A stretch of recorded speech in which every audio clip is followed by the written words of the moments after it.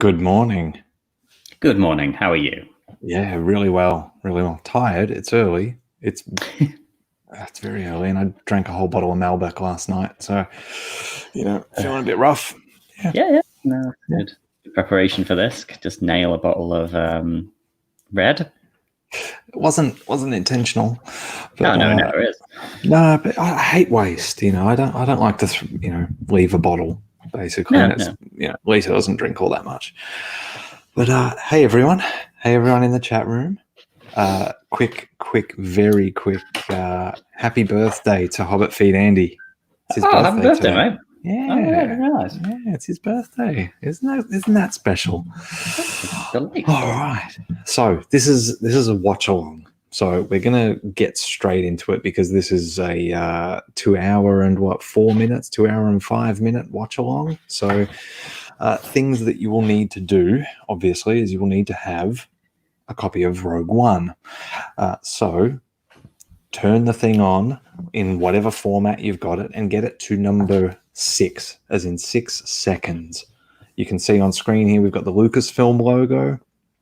That is basically where you want to pause it.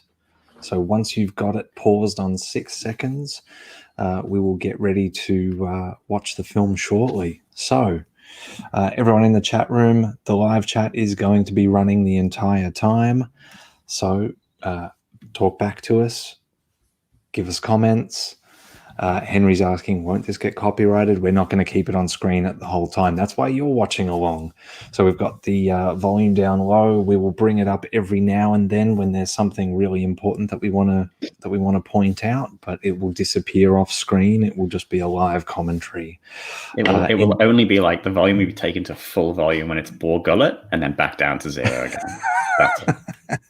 And then after that, I'm leaving. Oh, Sean, before we start the stream, do you want to quickly talk everyone through all of our normal spiel? Yes, of course. So obviously we're on Facebook and YouTube. I can see in the comments here that I can see that we've got some people watching via Facebook, which is pretty cool. So we've got some Facebook people and we've got some YouTube people, which is awesome. So you can kind of like and subscribe and follow and like, I think are the terms. So yeah, come check us out there. And we're also on Twitter. So have a look at that. It's a heady mix of Star Wars, politics, and dick jokes. And Matt runs it. And obviously, yeah, Patreon. I think a few of our patrons are in the chat right now. And obviously, we are eternally grateful for your generosity and all that. So thank you for everyone. And, there's also, we'll talk at the end, but there's also merchandise. Yeah. All right. I think we're pretty much ready to roll. So everyone, make sure that you've got your movie paused at 6 seconds. And I think, shall we get this thing rolling? Yeah, let's. All right. Okay. Counting down. So 5, 4, 3, 2, 1, and play. Okay.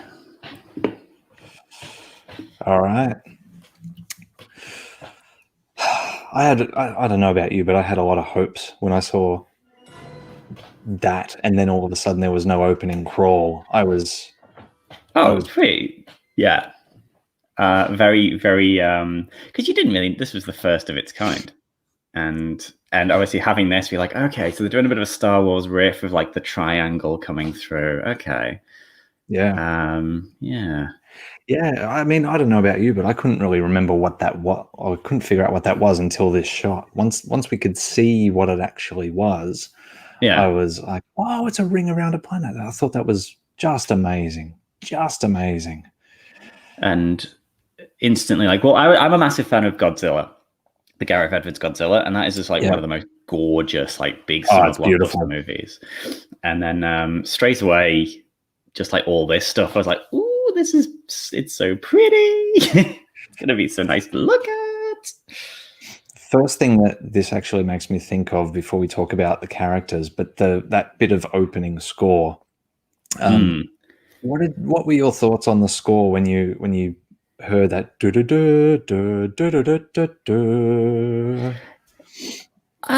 No, I mean, it was a weird one for me because it's like obviously the first Star Wars with no John Williams. You're like, okay, so how John Williamsy is it going to be? Like, how much is it going to be like? You know, you're going to see the scores done by someone whose name's like William Johnson. You know, it's just like it's just the exact same. But yeah, so it had that kind of cool Spielbergo from that's it. So it had a bit. It was like, okay, so it's because it's Michael Giancarlo. Not Giancarlo. What's his surname? Giacchino. Yes, and who's obviously always amazing. And it was interesting to kind of be like, okay, so it's sort of Star Wars, but it's got a little bit more. It's got a bit of zing to it. Okay, I'm intrigued. And this score is amazing. Yeah, one thing that it made me think. Actually, quickly, let's just get this back up on screen. So yeah, Mads Mikkelsen. Oh my god, like just oh my god. You know of my love of Mads Mikkelsen. Hannibal, Doctor Strange. He's great. There's a really good Dutch. Is he Dutch? Is he Dutch? Danish. Death Troopers. Yes. Amazing film called Men and Chickens, which you should check out. It's Mads Mikkelsen doing like gross out comedy, and it's fucking incredible. Super keen. I love this vista. This is amazing. So is this Iceland? I think it was filmed in. Yeah, I think so. It's just like weird volcano. Back on the score, something that I think over time maybe has really stuck out to me. Sometimes I think the score is too clever for its own good. Okay. You know what I mean, like it. If like the movie's full of Easter eggs, obviously, the score is one big Easter egg, like one big Easter egg. And I think as a fan watching it and listening to it, you hear all these little hints of things, and you're like, oh, is it about to do this? Is it about to do that? And it never does any of it. Yeah, I found it a little distracting. But I think if you're someone new to Star Wars, you don't notice any of it. And I think what he went for with like trying to sort of make it a building block. Oh yeah, so it's like it's not quite Star Wars yet. Like Star Wars hasn't it's not quite a New Hope. Yeah. Obviously, Ben Mendelsohn, another favorite of ours. Mendo. Dark Knight, Animal Kingdom, another Marvel as well. He's also a Marvel baddie goodie. Oh yeah, Le Chiffre, Casino Royale, Mads Mikkelsen. I think that was my introduction to him, and I absolutely loved him. And Mendo, my first time I saw him was Dark Knight Rises. Yep. Oh man, Mendo. Well, what was cool was like in the the press junkets, they paired Mads and Mendo together. Like they did all their interviews together, and they were amazing. Like very charming dudes. Like, yeah. I'll tell you one thing I really, really enjoy is first time you hear really a proper kind of Aussie accent. Yeah. Yeah, that really struck a key with me. I was actually the same with Captain Marvel when he appears as a Skrull and he's got a full Aussie accent. I was like, yes. I love it. Oh, God. All right. Everyone in the chat room as well, talk to us. Back from the dead. If you have questions, if you want us to answer things, give thoughts on anything that's going on in the film, let us know.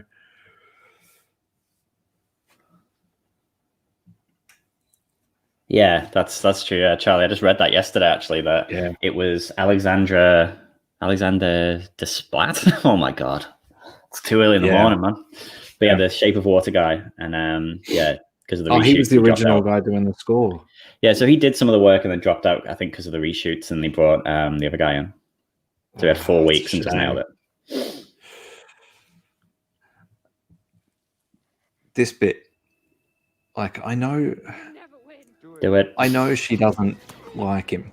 I know she she's scared for her husband as well. But that bit, they have a child. It's like, yeah, they have a child. Well, now the child's got nobody. You didn't have to do that. Could have gone with her, but you know.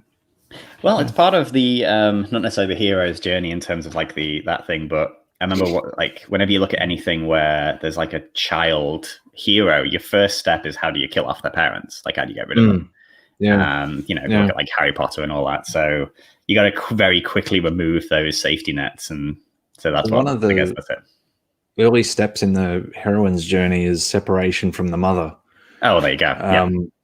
But usually there's a reconnection to the mother at the end. I guess that could be the death. But spoiler, yeah, they all die. Yeah, true. That is, yeah, spoilers for anyone joining us for the first time. It's like, you didn't watch Rogue One, you were saving it on the off chance that two idiots were going to do a watch along and you could join in. Because this is the optimal way to watch a film for the first time with like my voice in your ear. Charlie's got a question. If you had to hide in a hole because of stormtroopers, what would you bring with you? Nintendo Switch. Yeah. Just the stormtroopers looking for it, you can just hear like beep, beep, beep, beep, beep. I think I know where he is. Am I okay, Charlie? Maybe you can clarify this. Are you adult or are you? Are you adult person or are you a child hiding in the hole? Because I think the toy I would bring would be very different depending on my age. Wow. Yeah, I went there.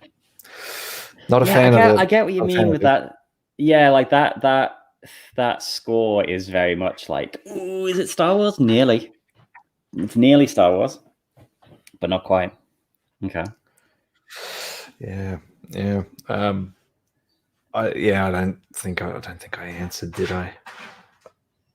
Oh, yeah, toy thing? I assumed you were going to say something horrible. Yeah, no, I probably won't. I want to keep this thing monetized. Yeah, that's the spirit. So before this movie came out, obviously there was a lot of quote-unquote controversy that Jyn Erso was the main character. Very, very quickly, Brendan Coughlin, he'll be joining us for our live stream. So Brendan Coughlin is the guy that made our logo, our amazing logo. Oh, these fucking cats. Oh, God. All right, I just got us demonetized because the cats won't stop making noise. Oh, I swore before, so if that's... Yeah. Yeah, that's all right. We might be okay. Yep. All right. We're at the Ring of Kafrine. Anyway, yeah. So Brendan Coughlin designed our logo. Amazing designer, and he'll be joining us on let's see, not our second of these streams, but on our third of these streams. He'll be with us while we do Ewoks Caravan of Courage, a movie that I can't remember having watched. So that will be fun. That's gonna be a whole adventure. I haven't seen it since I was a kid. Yeah, me neither. And if you told me that I'd never watched it, I think I'd believe you as well. But I do have a distinct recollection of watching something. So yeah. It was my first cinema experience. I've said that a few times on streams. The first thing I saw in a cinema. Sorry, yeah. I'm going to mute myself and unmute this. You talk. Oh, so yeah, when Jyn Erso was announced as the main character, I remember seeing like controversy and some people coming out with like, biologically a woman can't lead a troop of soldiers and all this bollocks. And I was just thinking about that yesterday because I was looking at like clips for something and I was like, oh yeah, but no one would have said that about like Ripley in Aliens. And that's like probably the people who are the exact same fans of that. No, sorry, I'm not going to dig into bollocks idiots talking nonsense and controversies. But Cassian's here, so where's Catherine? There she is. Oh, hold on. There he is. There he is. Cassian. But that's like, dude. So this is like the finale of the Cassian's TV show when it comes out. Like this is like the last episode. Spoiler alert! This is it. Yeah. Good night, Charlie. I'll see you, Charlie. See you, Charlie. It's what, like 4 a.m. there or 3 a.m. I don't know. Oh wow. This is very much a scene that set the tone for this film. Like this, what he does now. Like you also like, oh shit, that's very un-Star Wars. This is going to be a very different Star Wars, I guess. And a different lead characters who would shoot a dude in the back for slowing him down. Oh, where are we now? We're at Jeddah. The Imperial Moon Facility. Oh, I loved this.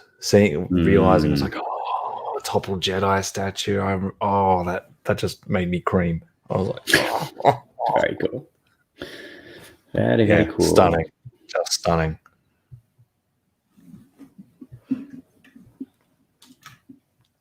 Oh yeah, burned in subtitles for this bit.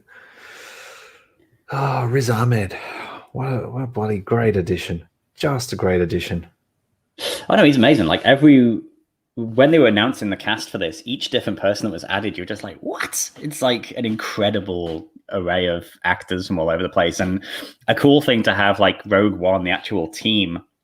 I'm pretty sure the only white guy is the robot.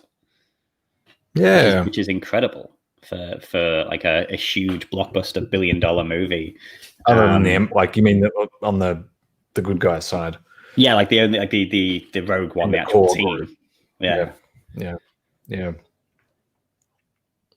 A lot of Irish guys, I think.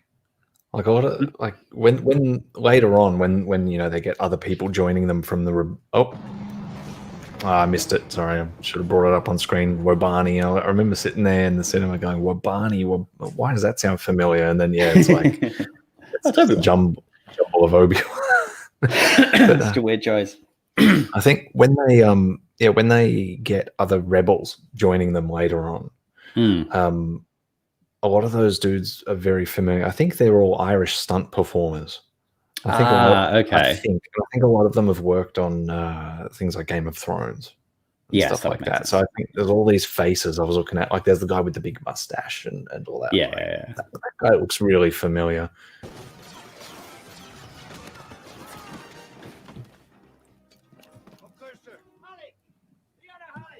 Liana Halleck.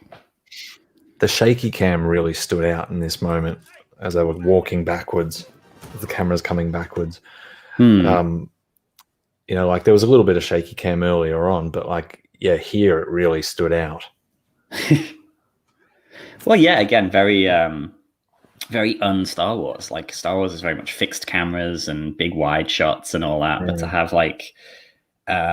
there's a few scenes in like Last Jedi where where, like on Crate, where they're running down the trenches, which are very different from normal Star Wars. It's very in it, if you know what I mean. Like Star Wars is usually you watch it at a remove almost. It's like you're watching it performed. Because I guess that's probably because from the 70s, like how movies were a lot of movies were made like that. Yeah, very fixed cameras and stuff for just the technological elements. I often wonder if you were to take A New Hope and almost take the 4K version of it and just then get your project size down to 1080 and scale things down and do some dynamic scales and some pans left to right and stuff using just the footage that was there. How different would it feel as a film if you added some of that dynamic camera movement that we know from later Star Wars back in? Yeah, I don't know. It would be interesting because it's an interesting project. Well, it's fascinating because I know a lot of people complain now that A New Hope is a bit too slow. But what was amazing is when it first came out, it was considered like this incredible feat of editing for how quick it was. It's just like yes. But if you watch it now, it is in terms of like the the way we cut movies in modern day compared to the 70s, it's quite slow, which I like. I like a good slow 70s movie. But it's interesting that at the time it was like, oh my god, this is too much. It's hyper real, And it's like there's like 4 cuts in the whole film. Oh, sorry if that trickle sound made it through the mic. Yeah, a little bit. So this character, what's his face? Draven, the other guy. I don't know if you read the Star Wars comics, but you do see he appears a few times and eventually, spoilers, sacrifices himself to save Leia, I think. Like he stays behind to buy them time to escape. And his one of the last things he says is like, if Jyn Erso can be a hero, we all can, or something like that. It's some sort of thing. And then Vader, what a nice dude. And then Vader strangles him to death. But he manages to save the day, which is pretty cool. This Mon Mothma, the actress coming back for that, was pretty incredible. Like as a Genevieve Riley? So obviously had been in Revenge of the Sith, had her part cut, and then got recast. And then now she's in this. She was in Rebels, and I think she's going to be. Catherine can confirm. I think she's going to be in the Cassian show as well. God, that's great. So that must be really weird to be like, get the phone call, like, sorry, you've been cut from the film, and then like X amount of years later be like, oh no, now you're a big part of it again. You know? Yeah. It's a shame that cut scene of her from Revenge of the Sith is actually so boring. Like, Oh, is it? I would have. I don't think I've seen it. Yeah, it's one of those scenes where you go, yeah, cut it, leave it out. Yeah, the teaser trailer. God, I wish half the teaser trailer was still in the film. Yeah, none of it's in there, I believe. I think Space Jimmy Smits. Oh, love it. Again, yeah, Bail Organa is just a great character to just be like,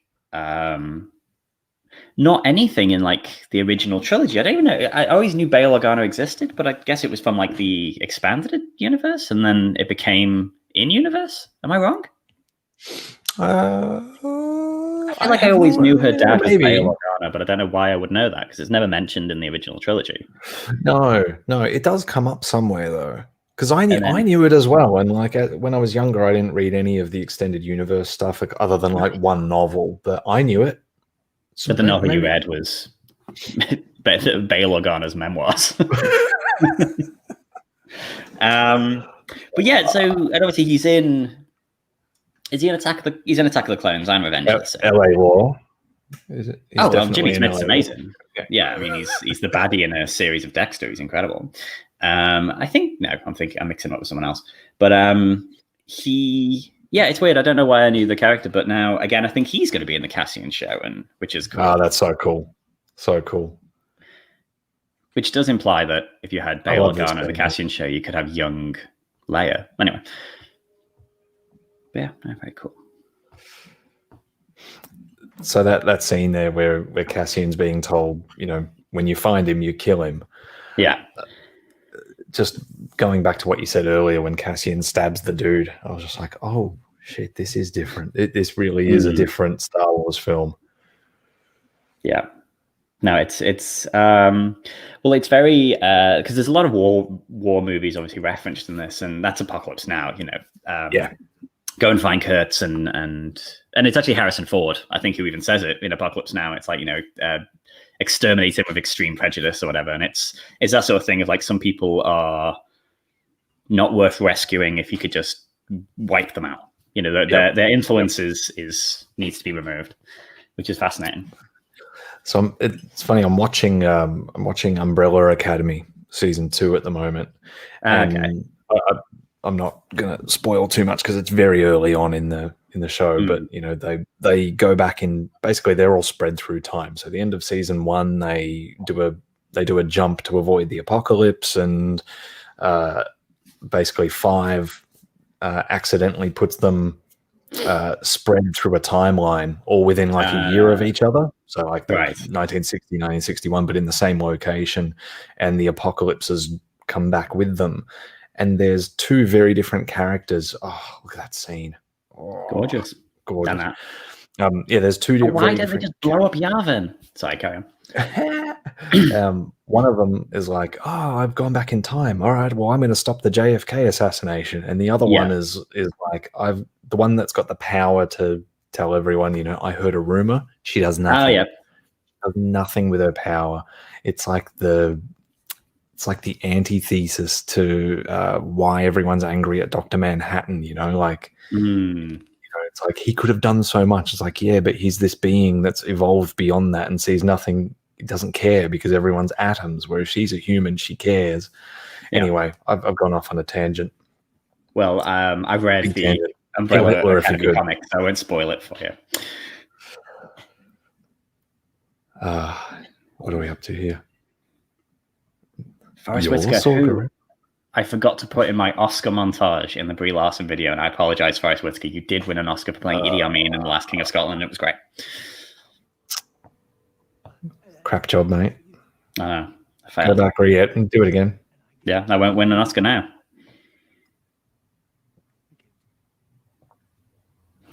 Hold on. This scene is so tense. This scene is so tense. I was about to say it is too early. Saw Gerrera is so messed up. Yeah, it's just like no legs on a stick. Oxygen attached. Borgullet is the sweetest creature in all of Star Wars. Oh, wait. Borgullet? Riz Ahmed is everyone in that. Yep. Oh, hold on. Oh. I think we've got shows up for a cut of the stream. Darn you, YouTube. Wait, what happened? Oh, yeah, I don't know. Save the rebellion, save the stream. Wait, something's happened. I can still see us. On YouTube? Oh, it says we're back. What happened? You got canned. YouTube got canned. Oh, no. Oh, hold on. Oh, YouTube doesn't like Borgullet. Okay. The stream was cut off for policy violation. Why can I still see it? Oh, no.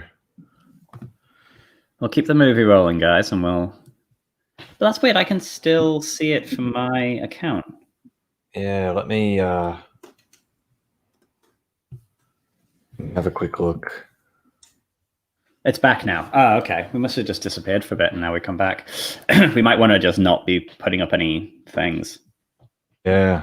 I wonder what happened there. Where are we in the phone? Oh, Tarkin's here. Still going on Facebook, apparently, but yeah. But cut off through the entire Borgullet scene, I think. All right, we're back. We're back on YouTube. Okay, so obviously the Tarkin thing is a bit controversial, but I do remember, like, I went to see this with my wife, who is not Star Wars literate, I guess. And afterwards, I was talking about it, saying, "Oh, it was amazing how they brought that character back from the dead, like the actor back from the dead." And she was like, "Oh, which one?" I was like, "Oh, the bad guy who looks like a skeleton." She's like, "What do you mean?" And I had to explain the whole thing. She's like, "Oh shit, that's crazy." But obviously, for a lot of people, that's know. like, yeah. But for a lot of people, that's like the worst thing that's ever happened in cinema.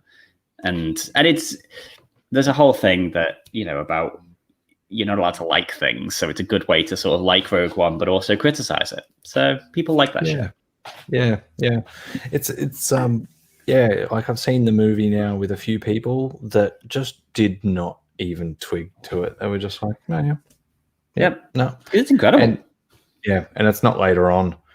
It's not until later on, and someone says there was a CGI character, and then of course everyone goes, Oh yeah, I could tell I thought he looked weird. I was like, no, you didn't. Oh yeah. Hobbit Andy's. I was exactly the same. I thought, oh, it's going to be like he'll be the reflection, or he'll be like hologramic transmissions and stuff like that. But no, he's like fully a character, and again, will be a character apparently in the Cassian show. Yeah, when he turned around, I was like, what? Oh shit! Yeah. Peter Cushing, who played Doctor Who in the Doctor Who movies that were unrelated to the TV show. So there you go. If you're watching on YouTube, everyone just confirm we are still here. We're still there.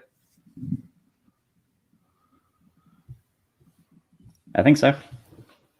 Whole cinema gasp. Yep. Yeah.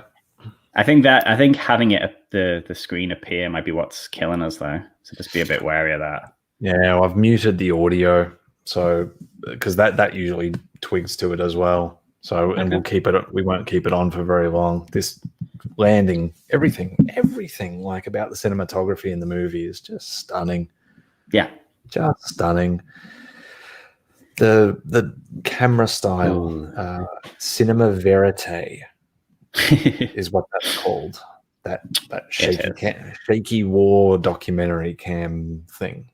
Yeah, it's sort of the Bourne movies do it so well, like that sort of right in it, and you kind of like it's a bit chaotic and you don't quite know what's going on, stuff like that. And yeah, brilliant. Yes, I did read that about Peter Cushing originally wanting to play Obi-Wan. I didn't know that. I couldn't imagine him. I mean, obviously, he's just such a good villain. Oh, he's incredible, and it's definitely one of those characters who you kind of, if you rewatch A New Hope. Yeah, YouTube's been cut again. Okay, yeah, don't put the... Oh, yeah, I can see now. Stream unavailable, stream suspended for policy violations. Okay, so... Yeah. All right. Well, we'll just keep it going without it on to see if it comes back.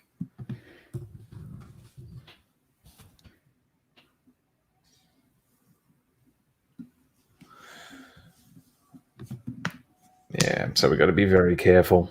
So Facebook's still going, but okay. So maybe don't put the little video up, and we'll keep that in mind for the next one as well. And it's back.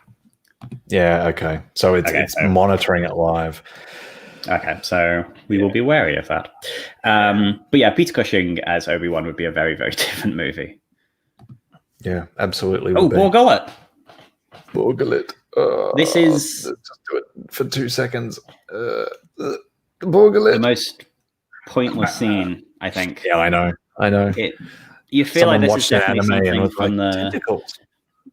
It's definitely a feeling as though, like, okay, this is from the an earlier version of the movie, and Bodhi would have been a bit mad, maybe, and it would have really affected him, because you get a little taste of it, and then it just sort of nothing happens. So yeah. So this thing now, Jeddah, so Fiona, my wife, her cousin.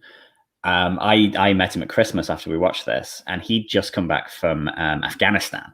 Yeah. And we were talking about the movie, and I was like, oh, it's an incredible war movie and all that. And he's like, yeah, like this scene now that we're watching, well, that quick cameo. He said they captured it so well, that feeling of like being in a place where you know something's about to happen and it's about to blow up. And that tension of just like, you don't know where it's going to come from and you don't know what's going to happen. But you know it's going to happen. Like Cassie even says that, where he's like, this place is going to blow up, and it's that wonderful, that the way they capture that is incredible. Yeah, absolutely. How dare you speak ill of Borg? Rebellions are built on hope. Yeah, where you've got like the stormtroopers going around, and there's just this weird sense of like, violence is on its way, like. Which again is very different from Star Wars. Usually you go into a marketplace and everyone's like, it's all very fun, and there's always someone singing and dancing, but this is like Jeddah's occupied and it's all gone to shit. Yeah, it's not a good place. Yes. Definitely not. And everyone's too close to you as well. Especially at the moment. I don't know about you, but I'm watching any movie at the moment, like people are out at the shops and people are out just like grabbing, like eating street food or anything like that. I'm just like, no, don't do that. You'll get sick. You'll get sick. You'll get the bug. Ugh, Donnie. Yeah. So it was his idea that character be blind. I read that. Excellent. Just he's so good. It was either him or Jet Li. And Jet Li cost too much money, and Donnie didn't want to do it, but his kids were like, no. They were huge Star Wars fans. They insisted, and he said, yeah, I'll do it. And then it was like, oh, maybe the character should be blind, which is obviously an incredible idea. Yeah.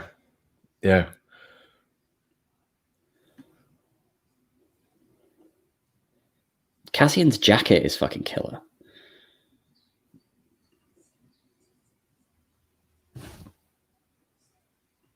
Yeah, it's ready to blow. Oh, I love that tank. Yeah. Oh.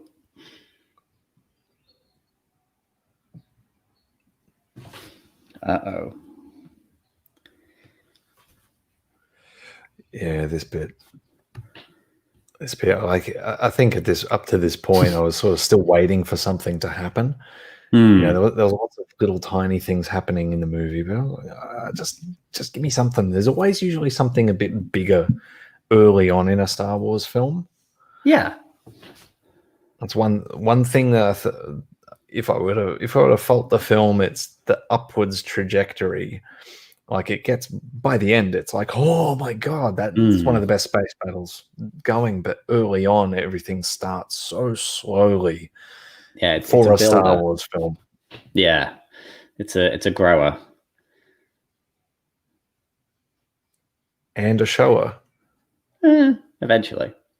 So the novelization's pretty messed up because obviously she saves this kid and gets the kid back to her parents, and then there is a paragraph in the novelization of like the fact that those people are still in Jeddah when Jeddah gets destroyed. It's like, oh god, that's pretty rough. Jesus.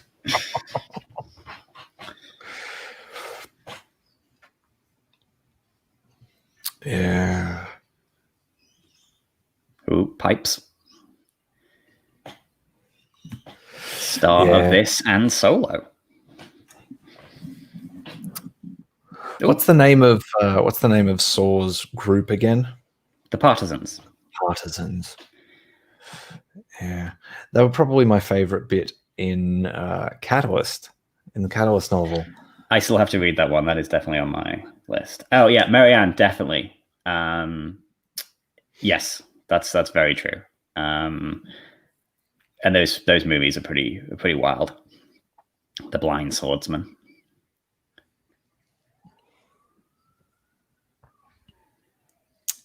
We just went past the ATST. Yes. Which, of course, it's not an ATST, it's an ATST. Chicken Walker. Yeah, Chicken Walker. It's the thing that gets me about the whole AT-AT versus AT-AT. It's like, well, okay, so one's an AT-AT, but the other's not an ATST. ATST. That bit. I love that bit. Yeah, that wasn't me. Yeah, so I'm every now and then just flashing a little bit up on screen, like for half a second, just so that we know where we're up to.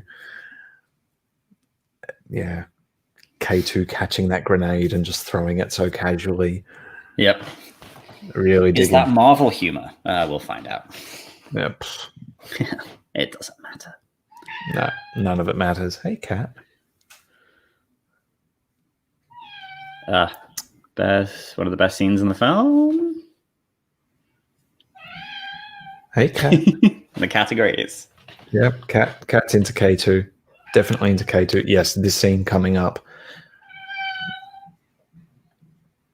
In prison. Oh, damn. Sorry, I cut it away too quickly. I wanted to get the slap. Meow. Meow. Meow. Yeah. Yeah, this bit. Oh, yeah, sorry. Yeah, with Chirrut coming up. Oh, Chirrut. So good. And yeah, what Catherine points out is like, yeah, Diego Luna, like, yeah, covering his laugh. I think Alan Tudyk actually hit him, like actually slapped him as well. Yeah, no. Yep, that's my cat. He cares not for streams. Yeah, this bit. Oh, so good. So good. Like having Donnie Yen. Yeah, now Marvel humor, you want to talk about, like, quote unquote Marvel humor, the whole, is your foot all right? Yeah. Like that's probably a very good example of, I think, inserting a joke for joke's sake, which is, I think, the complaint, and people go, oh, Marvel humor, and it's like, no, it's just called humor. What you're talking about is where something is written in as a very overt joke versus a subtle background joke. That's it. No, I'm okay with the overt jokes because I feel like it's more about the character then, isn't it? Yeah. Well, that thing, I am, what is it? I fear nothing, all as the force wills it. That was like the thing I was intoning to myself before I took my driving lesson, driving test the other year. I was like, because I was trying to calm my nerves, and it works. It's very good. It's a good mantra. You need to kind of calm yourself down.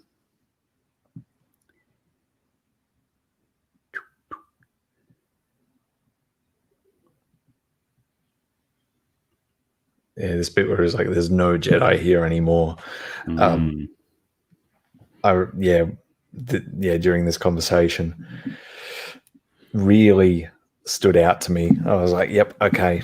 There's not like up to this point, I was like, okay, is there going to be a Jedi that turns up? Is there going to be something like that? But yeah, when they said there's no Jedi here anymore, I kind of felt like that was them really just putting it to bed and saying, no, none of these main characters are going to turn out to be Jedi. Jin is not a Jedi. Jin's not Rey's mom. Yeah. Yeah. Well, that was a big rumor, wasn't it? Like, that was a big thing. Of it's course. like, oh yeah, of course, everything's got to be connected. So the 10 ways, imagine a student check. It was before I started, so I was actually stood on the middle of the like on the corner of the street saying it to myself. So it's worse. I'm assuming we're still up on YouTube. Yeah.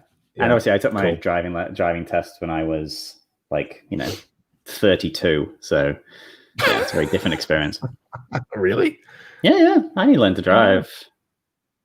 But I think when I met you, I just learned to drive. Oh wow, I had no idea. Yeah. Oh, so you're one of those sexy P-platers. I was around like, oh, look at that. No, I've got a full license now. I can do whatever I want within the law. What Miriam was saying, that shot that we just missed, I didn't bring it up, but yeah, the Star Destroyer leaving Jeddah, everything, all the ground ships just like, off they go. Oh, I love it. The sort of like lo-fi version of the hollow chess as well. It's just nice Easter egg. Yeah, the Easter eggs are pretty good in this film. Like they go from like quite subtle to quite ridiculous, but I enjoy them. Yeah, the Dr. Evazan one in the cinema, I was like, and then I was like, was that necessary? That kind of holds on him for a beat, just for maybe too many beats. Yeah, it wouldn't. You don't really get anything from it. All right, see you, Brendan. See you, Brendan. Tell me when Slaughter. Will do.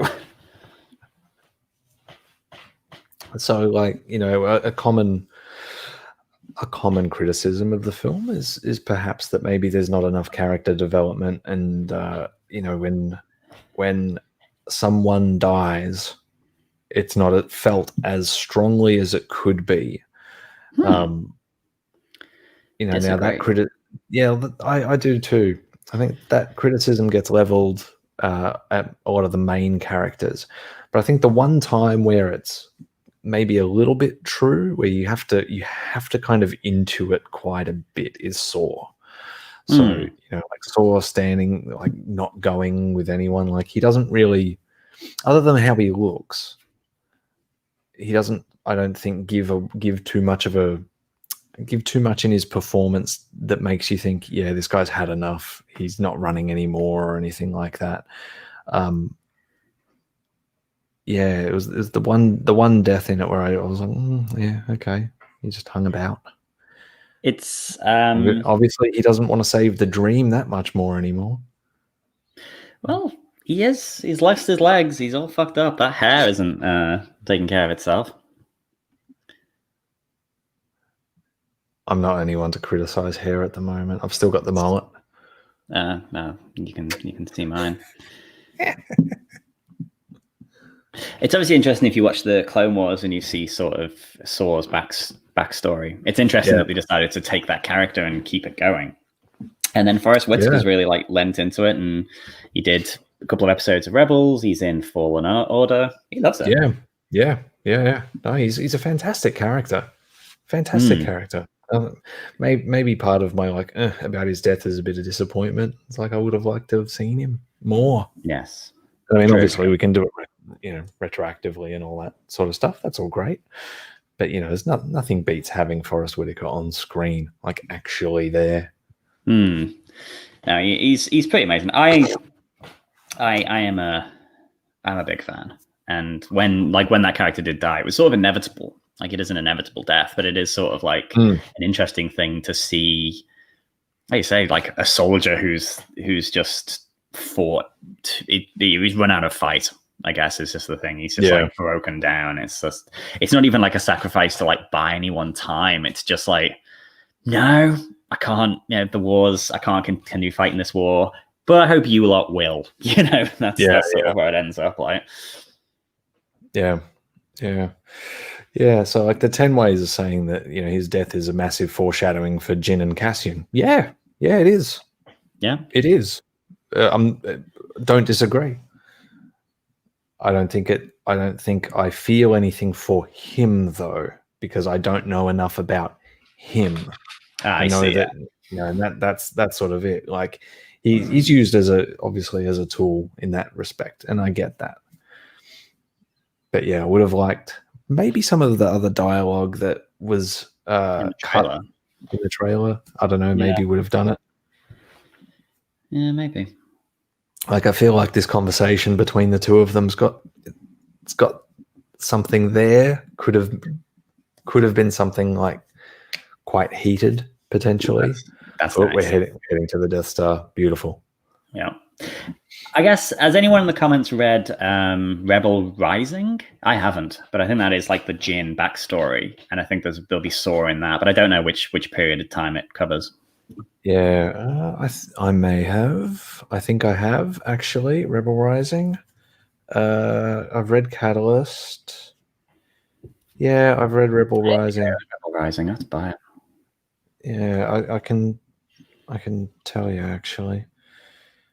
I'm a big fan of that line. We need a statement, not a manifesto. And that's a great line of dialogue. Yeah. Oh, yeah.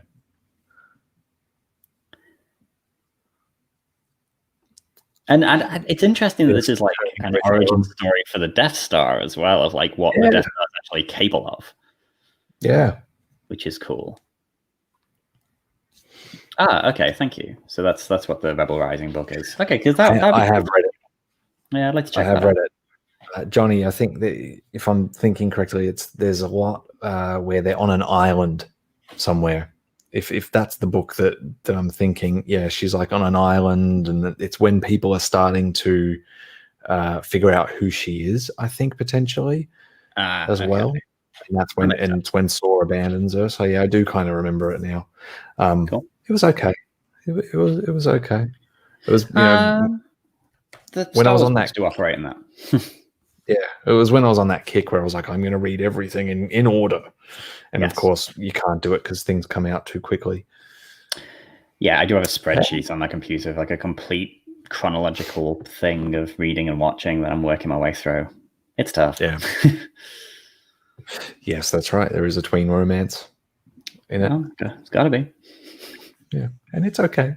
It's okay, but yeah, the book by and large is just kind of okay. Oh, quick one, sorry, in a moment. So when the laser fires, the technician who shields his eyes is Rian Johnson. Yes, that's right. Yeah, because they did the cameo exchange, didn't they? Yes. Now here's Jin getting the message from her dad. What did you think of that? Big fan. I mean, it's a big sort of exposition dump, but I think it's played in. She does incredibly well, like with just like very silent reactions. Yeah, and the fact that you assume that he is dead or a traitor.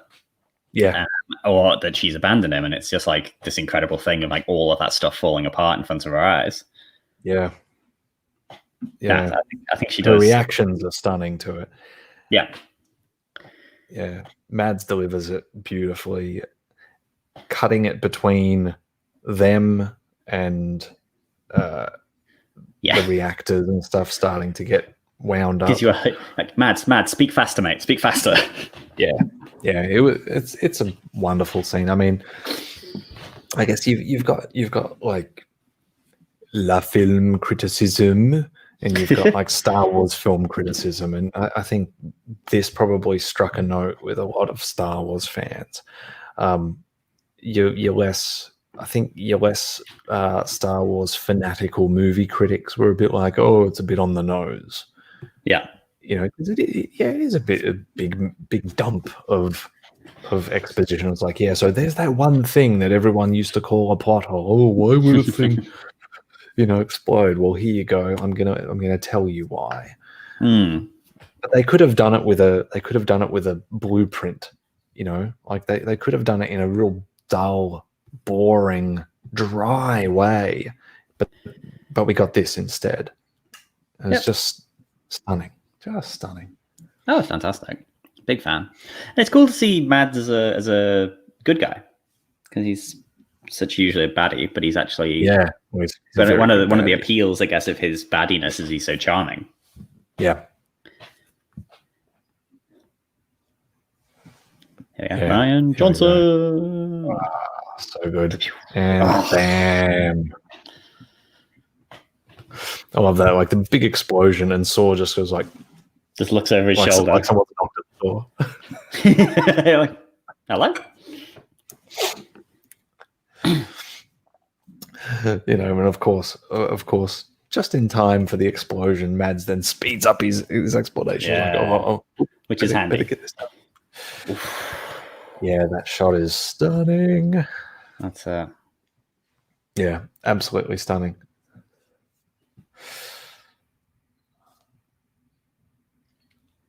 Yeah. So like for every part of me that was sitting there watching this in the cinema going up to this point, I was like, oh, you know, when something bigger gonna happen, you know. Too big.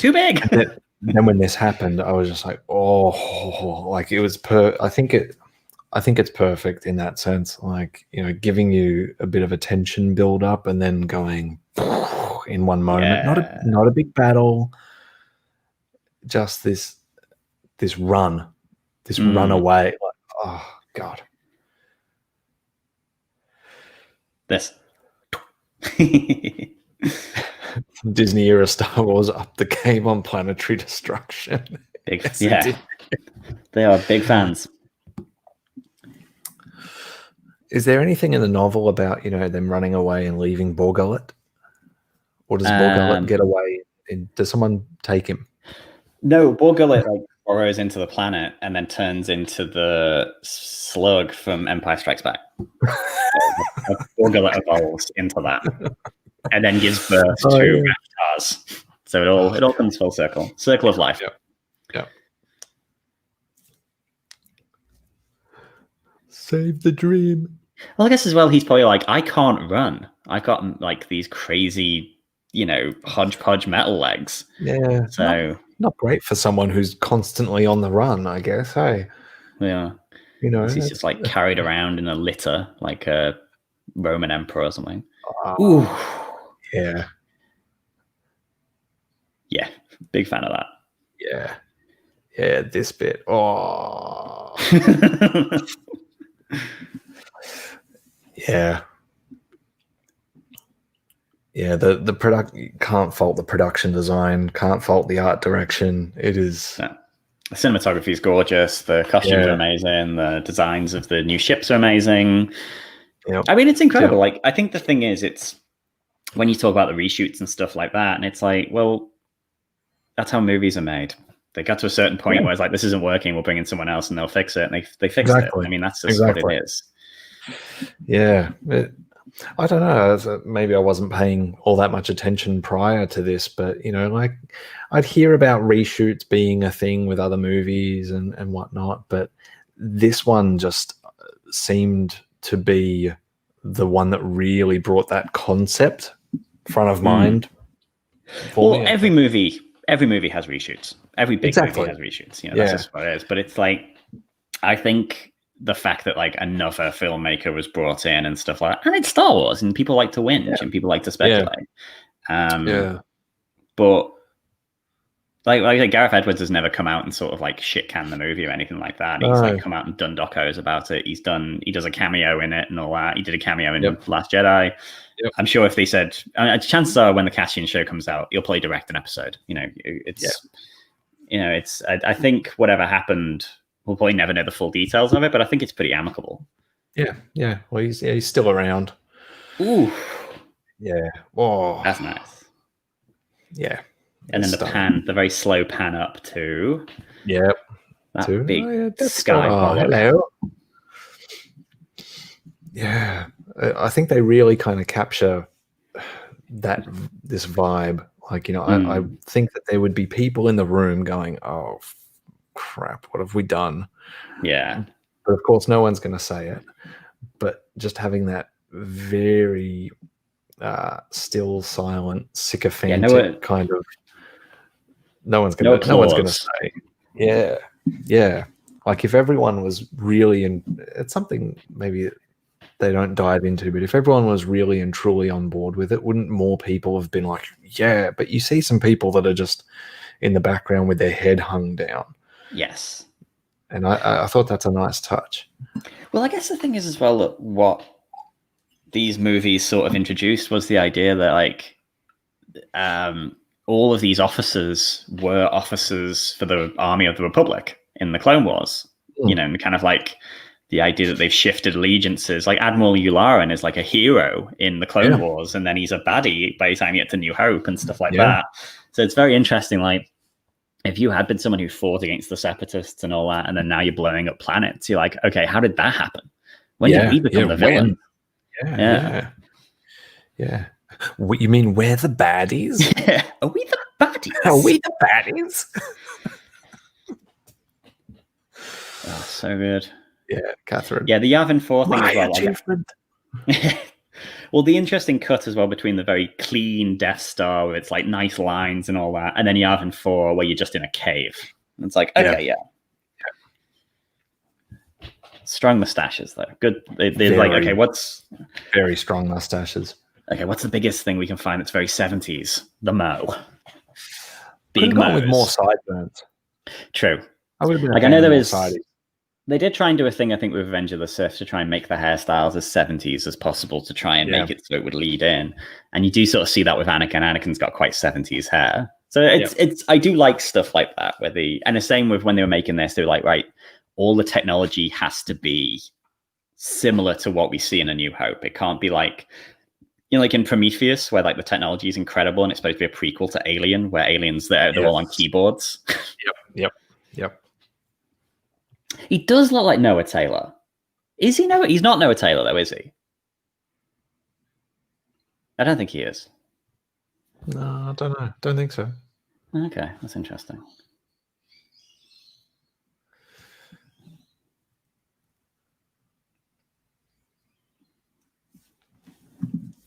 Yeah. So he's a little bit Borgulleted there, but you feel like he should be... I don't know. I don't know what the Borgullet thing... I don't know what it was supposed to be. That's the thing. Like, you know, I don't know. The whole, like, Saw telling him is like, you know, Borgullet's been known to make people mad. Yeah. You know, like, I was kind of expecting a little more of that. Was he just scaring him? Does Borgullet not actually do that? Is he just... Does Borgullet not do anything? Yeah, it's just like... make you feel a bit stoned, and Saw's just kind of being like a truth serum. I thought it was supposed to be the idea that that's why Saw Gerrera was a bit mad, that he'd been, you know, hitting his own supply and Borgullet had driven him mad, like. But I don't know. Yeah. Well, I mean, you wouldn't Borgullet yourself, would you? You'd Borgullet everyone else, and then maybe get paranoid about it. Yeah, true. I don't really know. Like I was saying to you before, I haven't had a drink for a month, and my body's a temple, so I wouldn't even be hitting any Borgullet, you know. No. So I can't even. Yeah. Marianne's right. Like that idea of, I remember reading these books by a guy called Sven Hassel when I was growing up, and they were written by a German officer during the Second World War, and they're all from the German side, and they're fascinating because it's like, if you don't realize it's all the Germans, you're like, oh yeah, these are just like poor grunts sent into these fucking horrible war zones. War, man, it's fucked. Yeah. Sorry, am I demonetizing us every time I swear? Every time we say the F word, I think. Okay, right. So I will refrain. Yeah, as I found out. Yeah, I didn't know that, but yeah, I think we can get away with one. Okay, I've done about 5. I will stop. That's all right. We probably demonetized anyway because we had a policy violation while we were streaming this. Then it's just for fun. Yeah. Ooh, I love that shot. Yeah, that shot's beautiful. Crazy. I wonder, is it a miniature, do you think, or is it all CG? I think Did they do much with miniatures in this? Because I know they pioneered that VR camera for this film. Yeah, they did. I don't think so. I think it would all be in this day and age. So here's something I found. Edu. Yeah. So here's something I found really interesting when I was watching the Disney gallery for The Mandalorian. So they spend a lot of time talking about the VFX and all that, and they go into great detail about things that came before it, and they talk about like this concept of the VR camera, like basically, having that you can put the thing on and look around. Yeah. Well, not even like, having a screen and an iPad and using stuff that's readily available for consumers, and then putting their own software on it, and then, using it. And like there were all those shots of like on YouTube of Gareth Edwards doing it, and basically like taking the camera through virtual space and saying, all right, this is the camera angle I want for the dogfight. And then they take the tracking of it and then render around it. And that was groundbreaking. Now, when you watch the Disney Gallery, they don't talk about Rogue One at all. They just talk about friggin' Lion King. The Lion King, but they didn't pioneer it for the Lion King. They pioneered it for Rogue One, but of course Jon Favreau didn't do Rogue One, did he? And I thought that was a little bit cheeky. But it's weird because they do talk to John Knoll, who not wrote, but he kind of like conceived the idea, and he is a VFX old school. But I think maybe Jon Favreau is like, I wonder if I can get more people to watch The Lion King if I sort of connect it to Mandalorian. Yeah, but bit off topic. I tried to watch Lion King; it was terrible. But his Jungle Book is incredible. Anyway, carry on. I still got to watch both. But Jungle Book's amazing. That really kind of grated me a bit. Actually, I was like the whole time just watching it, going, "No, you guys, as in you, Lucasfilm, gave a presentation to the Academy." Yeah, no, it's you gave a presentation talking about how you pioneered this technology. I do think it's probably Favreau's just like, I want people to see how hard we worked on Lion King. We worked on the Lion King because people flog it. Yeah, maybe, which is a shame because it was really self-serving of him. Yes, that's very true. Okay, so Turbo, we're up to we're nearly up to 1 hour. Right, so we're on Edu. On Edu, so in 5 seconds we'll be at 59 minutes. Yeah, and for anyone that is joining the stream late, if it seems like we're kind of all distracted by doing something and you're not sure what, it's because we're watching Rogue One together as a family. La familia. So after this, you're not allowed to talk about it I can't be bothered with that joke. We're gonna watch Fast and Furious after this. That's it. Right, is this... No, that's something completely different. This is the first time we see rain in a Star Wars film, but it's a different piece of trivia. It's something really weird, like in Casino Royale or something, is the first time it's ever rained in a Bond film, but that's a different bit of trivia. Because obviously Camino is rainy. Yeah, it rains like crazy. But yeah, there's something really weird. Like there's one Bond, like one of the 24th Bond film is the first one to show rain. I don't know. That's just a bit of fun fact for you there, guys. The Edo bit, I think, gets a lot of dislike for being sort of like a drop. Like it just sort of drops into the middle. Like momentum's picked up and then it slows down again. But again, it has very interesting concepts. About like friendly fire, kind of like, because the X-Wing bombers are the ones who cause all the problems and all that. It's also good to see Mendo and Mads together again. Yeah, in a bit of a standoff as well. It's great. Big fan of that. I don't need luck, I have you. Which obviously was, a lot of people were talking about, are they a married couple? Yes. Yeah, they can be. I'm into it. Makes sense. They do talk like a married couple and they do say things like that. And why not? Oh, Johnny had a comment back there I didn't see. Yeah, I think you're right. Yeah, they did. Okay. That's cool. Yeah. Yep. I think that's right. Yeah, I saw that somewhere.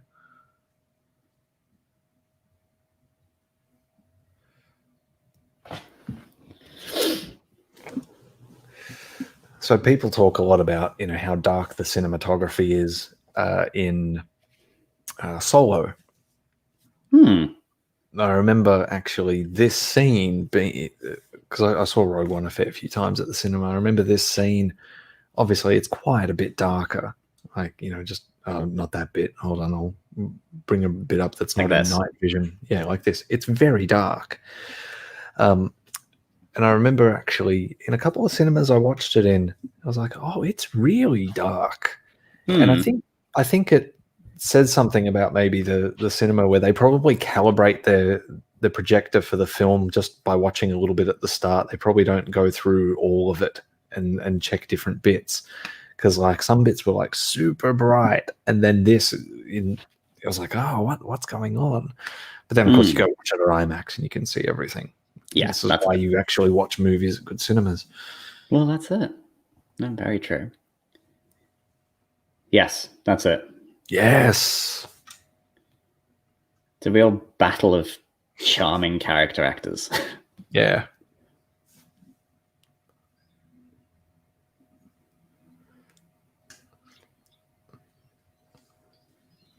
I love when Mendo says, gather your engineers. I have an announcement. You just give that little head nod. And he's like, yep. This is going to be fun. Yeah, this is going to be bad news.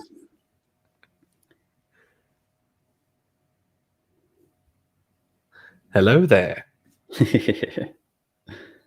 I love the insignia for like the Death Star team. It's like the ray, like the laser with the Yeah. It really reminds me of like the crew jackets and stuff like that on Empire. Like they have like the little snow base things on those jackets. Oh.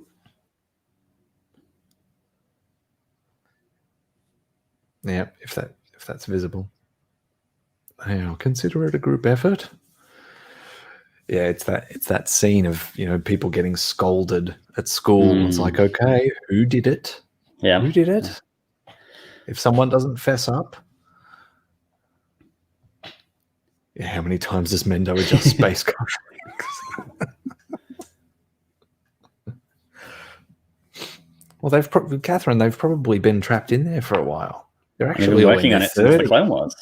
Yeah, they're not that old. They're in their 30s. They're just overworked. Yes. Yeah, they are very similar jackets. The engineers' jackets. Ah, yes, that's very true. Imperial lab coats.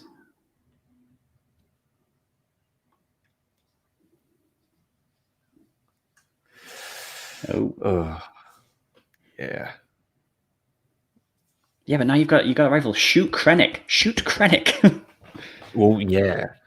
That hesitation there, like looking, and I guess obviously like Cassian at that moment is going, oh, hold on a second, maybe this isn't, maybe there's something to this whole, he's not Galen he's not a being baddie, bad guy. But yeah, the same breath, there he is. He's could have taken out Krennic. But yeah, I think I know this one, Andy. Yeah, I think I know.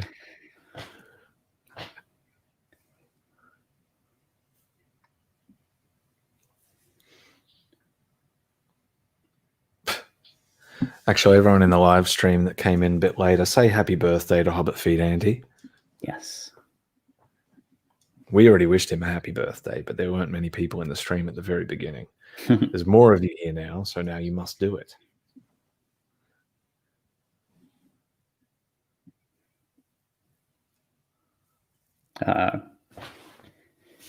Yeah, I love this as well.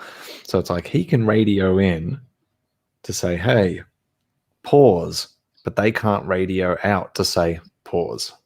Oh, it's too far gone. They've already engaged. Yeah. Well, they hadn't, but had they? Well, had they? movie time. Yeah.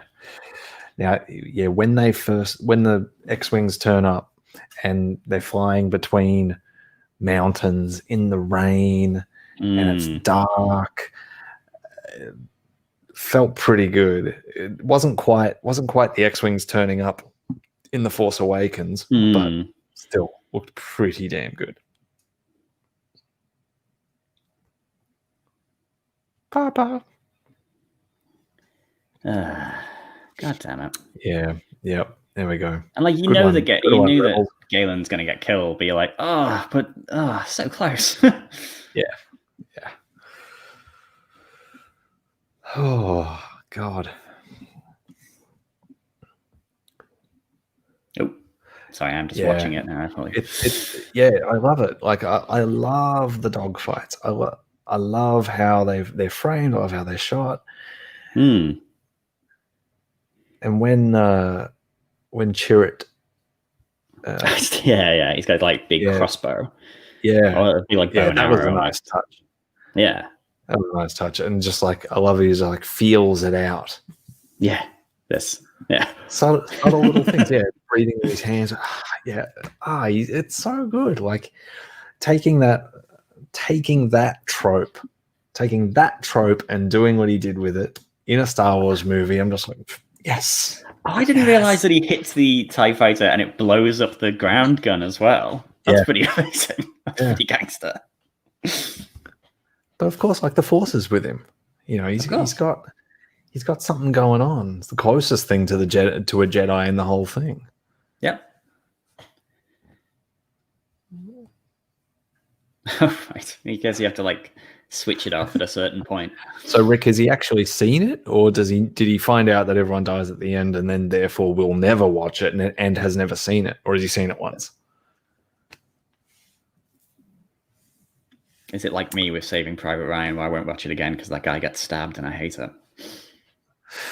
Oh, I've only seen Saving Private Ryan maybe once or twice. Yeah.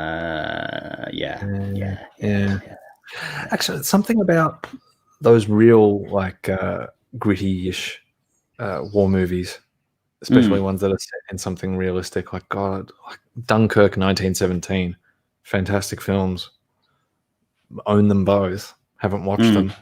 Haven't watched them since purchasing. I've seen them each once in the cinema, and I've got it.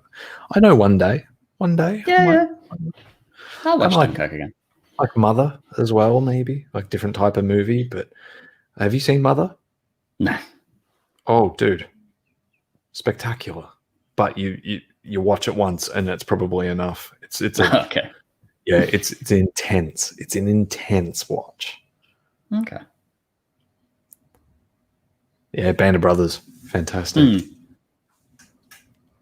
Oh, so I think at this point now, we're definitely getting into because the film is very distinctly two halves, isn't it? So you have the kind of a lot of like an hour and whatever of like set up and getting the pieces in place, and then it all just all the dominoes fall. Yeah, very similar to very the moment. Or very similar structurally to Jurassic Park. Jurassic Park is 1 hour of setup and 1 hour of payoff. Yeah, that's right. Yeah, a few movies do that quite well. Well, when I lived in Turkey, every movie has an intermission at the halfway point. Doesn't matter where the halfway point falls, the film just stops. So it's kind of like midstream ads on YouTube. So yeah, pretty much. So you get a 15-minute intermission in every film, and it's very good for distinctly telling like obviously how a film's doing. I guess you kind of come out. Yeah. There's a few films we went to go see, and afterwards we just kind of in the intermission we're like, God, this better do something because this is crap. And then whatever. But when we saw Jurassic Park in 3D, and the halfway point is the cars coming to a stop outside the T-Rex paddock as the power goes down. Yep. And then it stops, and then the rest of the movie happens, and it's just all things. It's incredible. So this would probably be the intermission point if we were in Turkey now. Yeah. Which is very clearly like the halfway point. Well, yeah, it's that explosion that we just showed for a second there. That is literally, it's like the final boom, and then it's just everyone talking. So yeah, you would come back with your popcorn and your drinks, and that's that. We're not going to have an intermission. If anyone was thinking, hey, are we going to do it? No, we're going to plow through. When we do Caravan of Courage, we're actually going to watch it twice. Twice in a row. Yeah. I should have told you that. Yeah, it's because we haven't seen it since we're kids, so we've got to watch it once, so we can just watch it and then watch it again with no commentary. Yeah, once in complete silence. It's going to be the quiet of the live stream.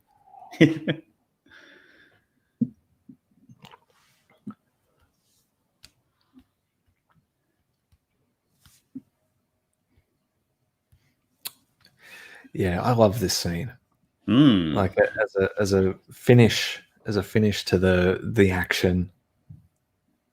Yeah, that those two just going at each other, and Cassian, talking about being in it. Yeah. Yeah, what do you know? Like, yeah, love it. Love it. Absolutely love it. Yeah. Yeah. Yeah. The idea that like people were actually fighting through all of this, like, obviously we know it. We read the novels, we play the games, and we know people didn't just go from, Republic to Yeah. Empire and be like, "Oh, yeah." But, sometimes you do need to get that reminder. Well, yeah, because she's very much like, oh, it doesn't matter if there's Imperial flags if you don't look up, that kind of thing. And yeah. Yeah. Yeah. Yeah. Real convenient.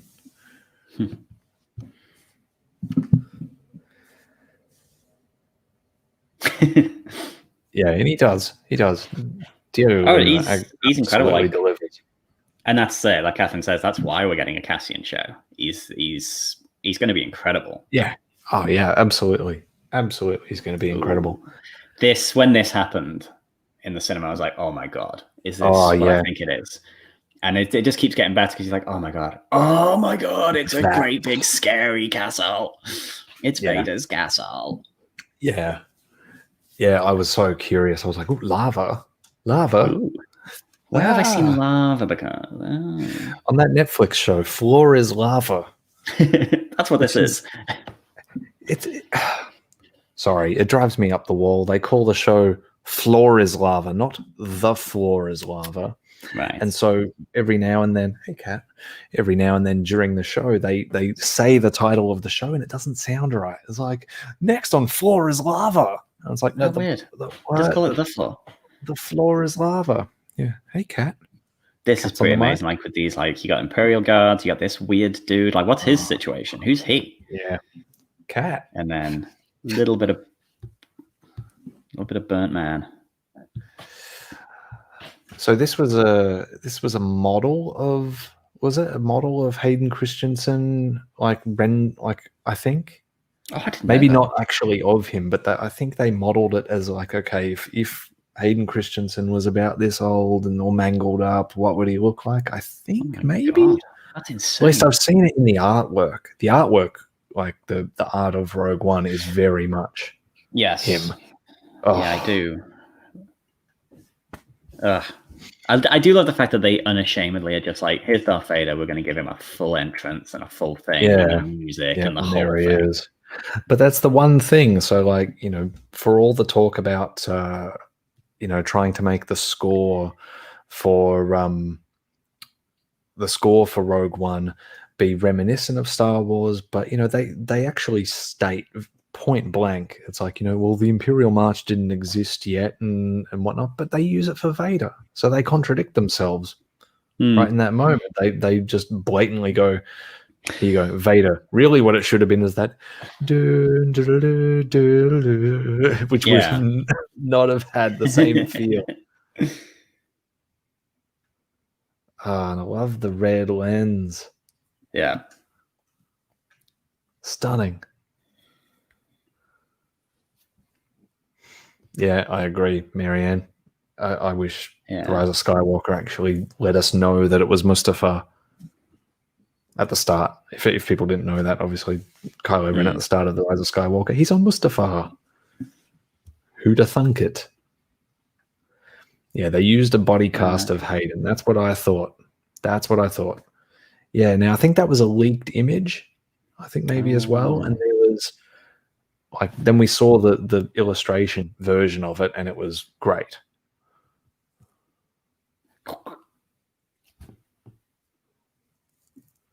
Yeah, like there's lots of stuff about Mendo just being like absolutely made up to be in Star Wars and to talk to Vader and to get choked out and everything. Like, yeah, hold on, I love this. Let's turn around here. I love that. That's fantastic. That. Yeah. But again, one of those things, people criticize it and like, oh, Vader cracking dad jokes. Which he does. Like, oh, get Get Like, over it. apology accepted, Captain Leader. Exactly. People are when they want to be critical, they will just be critical because they want to be critical. I think sometimes That's true.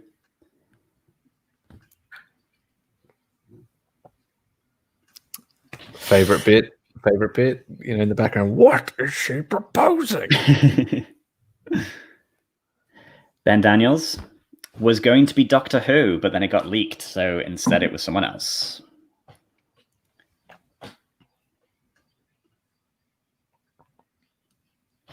Yeah, absolutely. 10 ways. Like, yeah.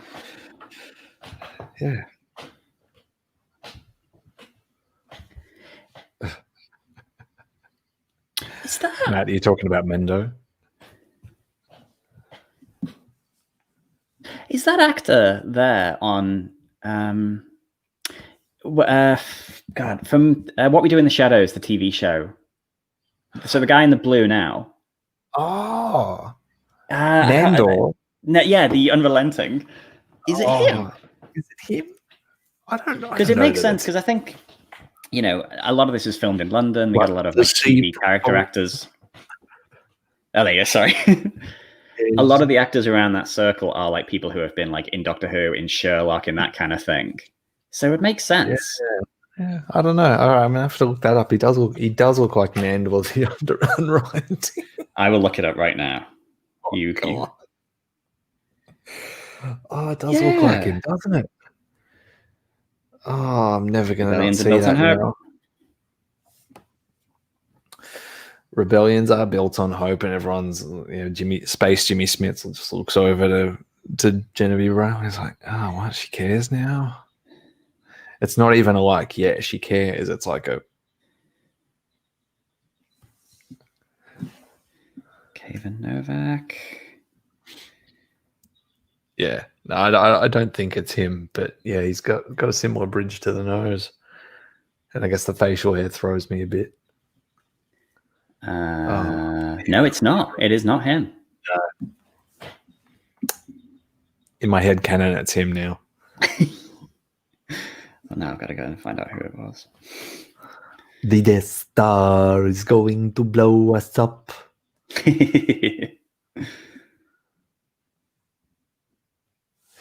Yeah, so here everyone's like, oh, who wants to fight? We all want to fight. And I think in a second you'll see all the background extras that you recognize from other things. All these dudes. Yeah, these dudes in the back there. I think we've seen a bunch of them on screen, probably in Game of Thrones and other bits and pieces. Yeah, there's a better shot of them. Yeah, the dude with the big beard. Yeah, I remember seeing him going, God, he looks familiar.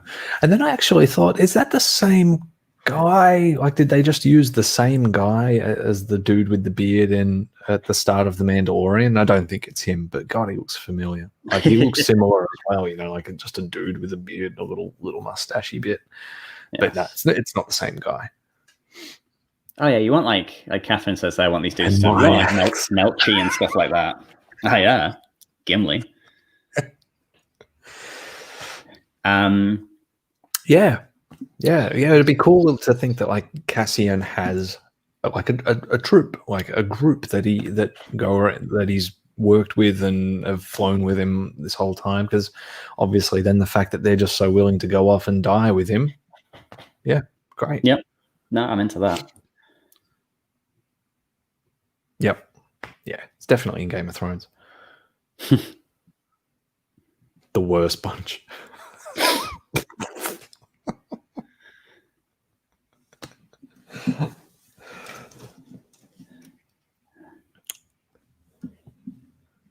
Yeah, I guess as well, like something that this doesn't probably get enough credit for is just how rebellions aren't necessarily clean, organized and whatnot. People just no, we're here to do things. We're not here for bureaucracy.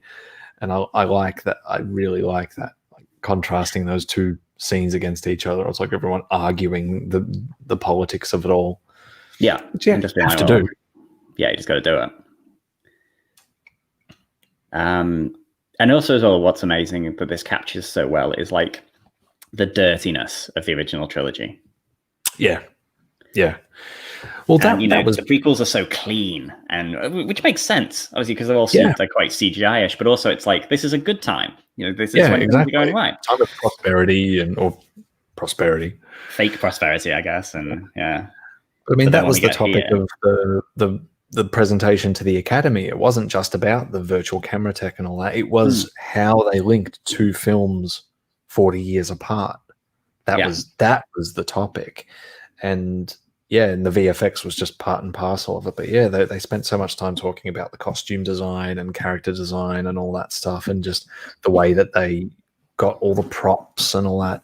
I should have a look and see if it's still on YouTube, because I think it was a short-term presentation where they did it as a live stream and they left it up to be up there for maybe 3 days. I'd like to think someone would have downloaded it, put it on a Google Drive somewhere. I downloaded it. Oh, there you go. I didn't say that. No, you didn't. No, it's not recorded. No. Okay, so this is pretty amazing. I love this sequence. Yeah, same. I must return to Alderaan. Like, fuck, don't return to Alderaan. Yeah, don't do it. But then also, yeah, it was like, I'd trust her with my life, coming up. It's so good. I know who you're talking about. But it's like, but then also this next line, Captain Antilles, and it's like, okay, so it's a very Easter obvious egg. One, but then the little sort of, they do quite a lot of them, those little Easter eggs where you're like, one where I like grabbed Fee's hand and I broke her hand was later on with Red 5, and I was like, oh! And she's like, what? I'm like, I can't explain. It's too nerdy. But I'll tell you later. It would take me too long to explain. I'm all for the deep cuts. Criticism be damned. I don't care if people want to be like, it's just Easter eggs, Easter egg bait, Easter egg bait. It's like, no, just it's fun. Nobody new sees it that way, and I'm big on that, as you may have been able to tell. I'm very big on trying to strip away your historical view of Star Wars and think about what a kids see, what a new fans see. They don't see the Easter eggs. They see the old films as the Easter egg for the other film if they watch it in the correct order. Yeah.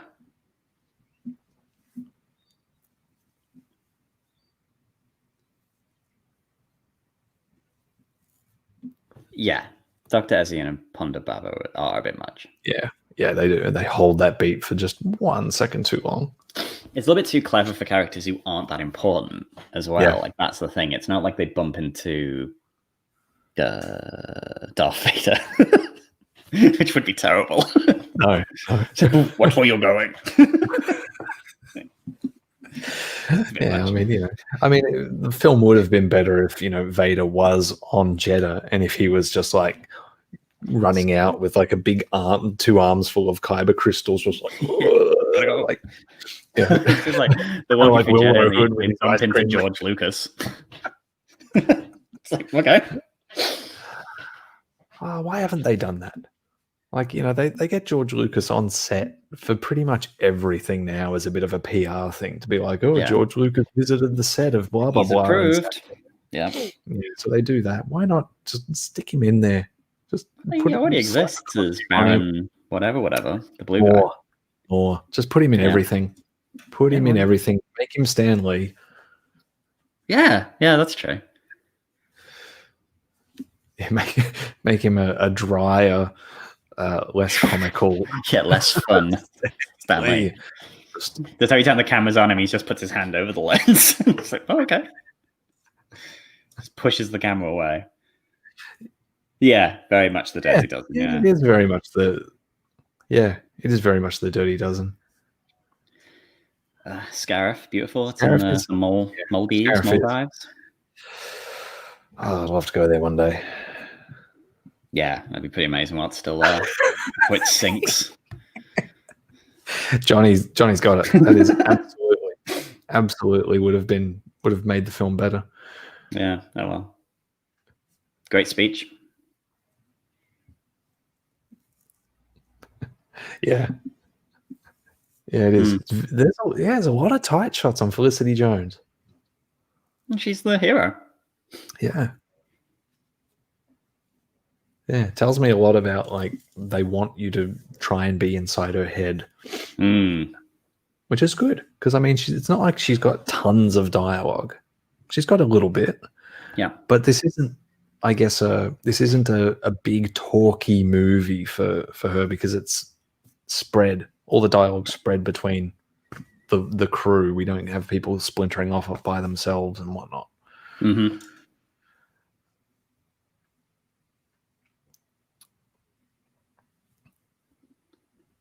Yeah, I did see that. Scarif. Yeah.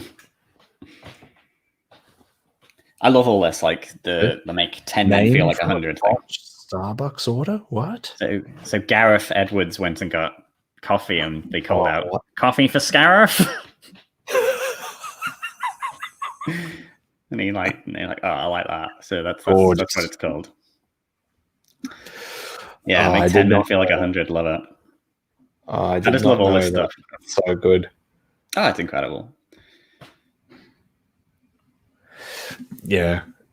The dude waving them in on the tarmac. So good. Yeah. What were they ordering to get Scarif? No, I think his name. So it's like, Gareth. For Gareth. Oh, I have heard this before, yeah, because they asked his name and he said it's Gareth. Oh, he said it's Gareth, and so they went Scarif. Yeah.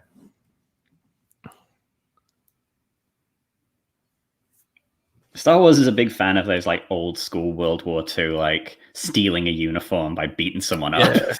Yeah. Plot lines. Oh, The Last Jedi. The Last Jedi and the laundry room scene. Okay, yeah. If it works, it works. Yeah. I love that.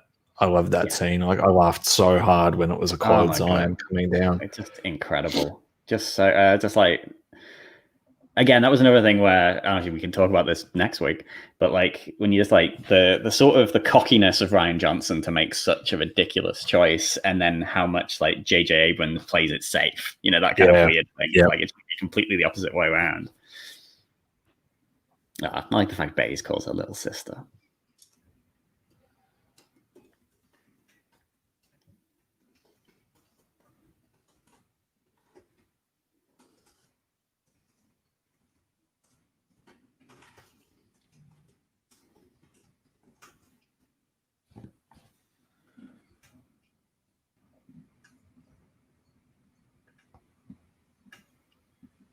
What does that mean, narrow depth of field? How's that?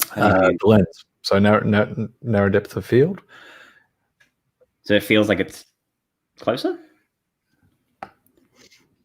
Yeah. So when you have narrow depth of field, basically it's whatever is the foreground is very much in the foreground, and everything else is quite soft. Okay. Yep. I'm gonna keep an eye out for that now. Yeah. Shallow, narrow. Yeah. Diego in uniform. Yeah, so gorgeous.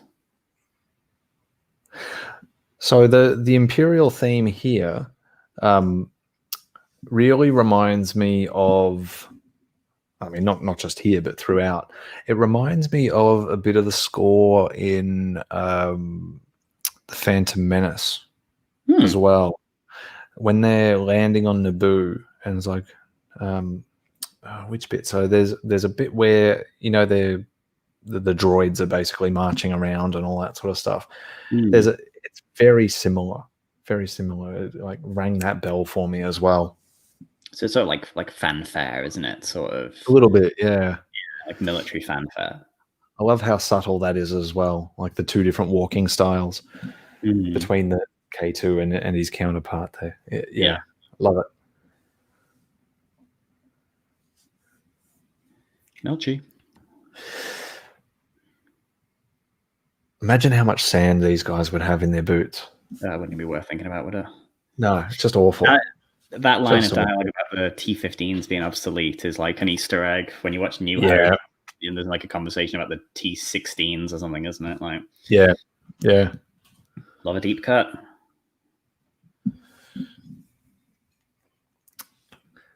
This is really just the build up, to something's going to go down. That's something I love in these kinds of heist films, war films, anything where there's something being raided, where they have to go and put bombs on a thing that are going to go off all together. Setting that timer on the scene and just being like, yeah, okay, so shit's going to happen. Shit is going to happen. Yeah, that's it. Clock has started. Yeah. Yeah, definitely.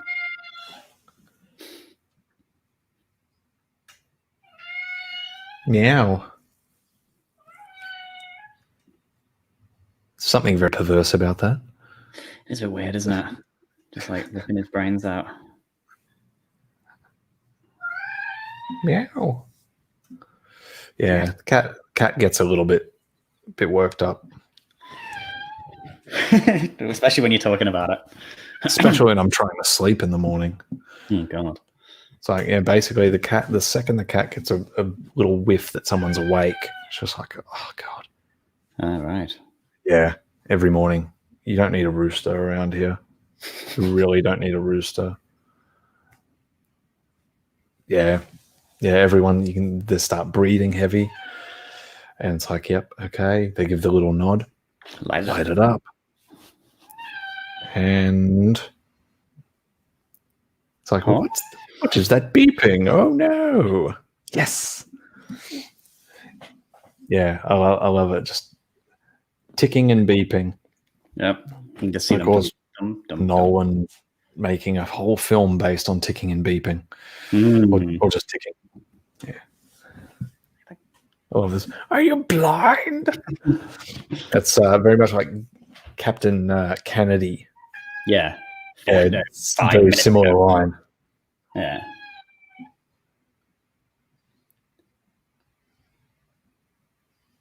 Yep, good throwback. Oh, good reference there, Brendan. Yes, definitely. Yeah. Hey, cat. Hey, cat. Stop it. Baze's gun's amazing, isn't it? Yeah. Yeah. I love the fact that it has like an ammo chain, but obviously it's a laser. Yeah. So, yeah, whatever. Yeah. It's kind of like the first handheld sort of like Gatling gun style thing we've seen in Star Wars, isn't it? True. Ooh. Yes. It must be, if you are like a theatre actor, an English theatre actor of a certain age, you must get the phone call to be like an Imperial officer. Like the second it comes in, it's just like, oh yeah, you've just finished being like King Lear. Now you can be making that stuff. Like, yes, please. Because it will go to the top of your CV. Like, love him just bashing the dude on the top of the head. I also really like that they gave us wider shots of the Yavin 4 base that you don't really get. Because I think they're matte paintings in A New Hope, aren't they? I think so. Yeah. Yeah, it's such a great location. It's Tikal in Guatemala, and I've been there. Oh, fantastic. Yeah, I stood on top of one of those things. There's one pyramid that at least years ago, they still allowed people up to the top of. Yeah. Quite the climb. There is something, I think, where they I think Oscar Isaac is from Guatemala, maybe, or something like that, and he asked that Poe Dameron be born on Yavin 4 as part of his kind of character. Yeah. Something like that. Something. It's excellent. I remember when this was they did a preview or something. I might be remembering this slightly incorrectly, but yeah, they did a bit of a preview of this, and I think they showed the first 20 minutes. Does it break the timeline? Nope. We'll come back to that. But yeah, I think they showed the first 20 minutes or something like that somewhere publicly, maybe in Mexico City or something like that. And it was just like a ton of people there, just like, Diego Luna. Of course, yeah. It would have felt amazing. So back to 3PO and R2. That's Actually, something. this bit I really like, where they're kind of reporting the fake radio reports. It's like, oh, pad 12, we need help. Pad 10, we need help.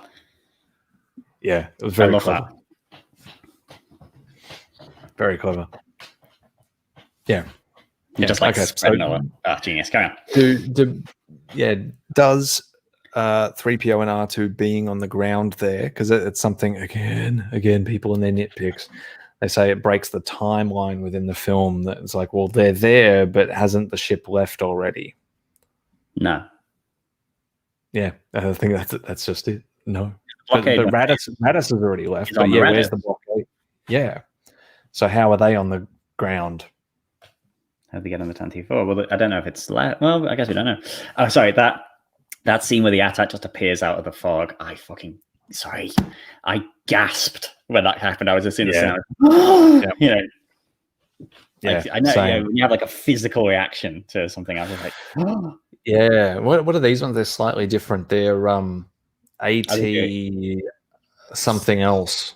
I can't remember, but they've got the big hollow body, like they carry something else inside of it. Ah, okay. Yeah. Yeah. I should have.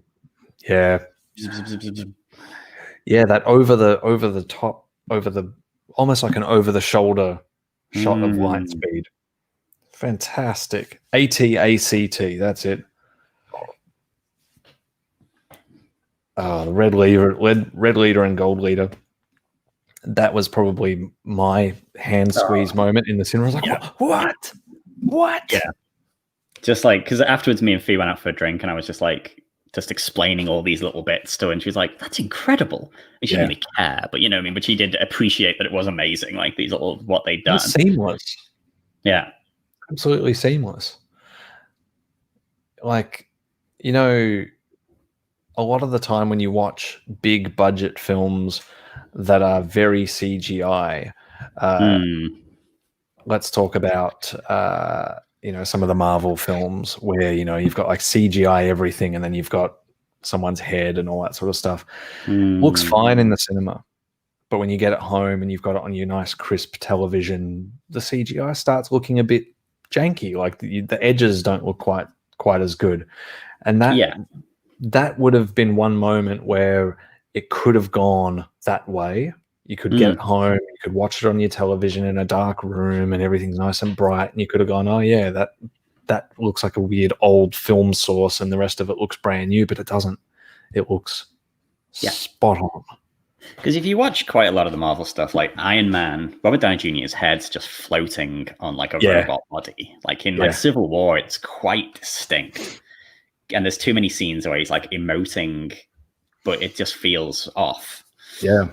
Yeah. Which obviously when you say watching the cinema, you're like, oh, this is great.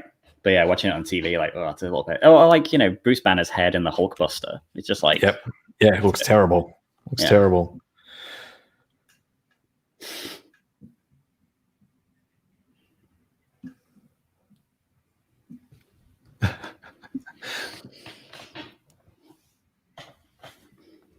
God, Johnny.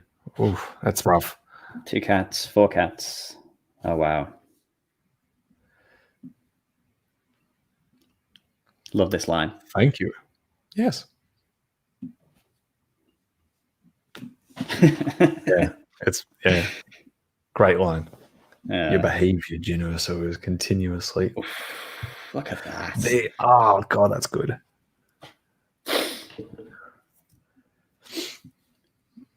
Yeah, little things about the shots, you know, like obviously running behind the rebels and all the sand and the dust and the explosions. I would have loved to have seen more of that, of the troopers running the other way, like troopers towards the camera with like the AT-ACTs. Yeah. Oh, this bit. It's like where everyone's like, oh, it's still there. Yep. But yeah, I would have liked more of that juxtaposition, like them running away and then them coming, especially with like big feet stamping around. I think that would have been just stunning. I mean, it's all pretty stunning, and I'm just like, I want, you know.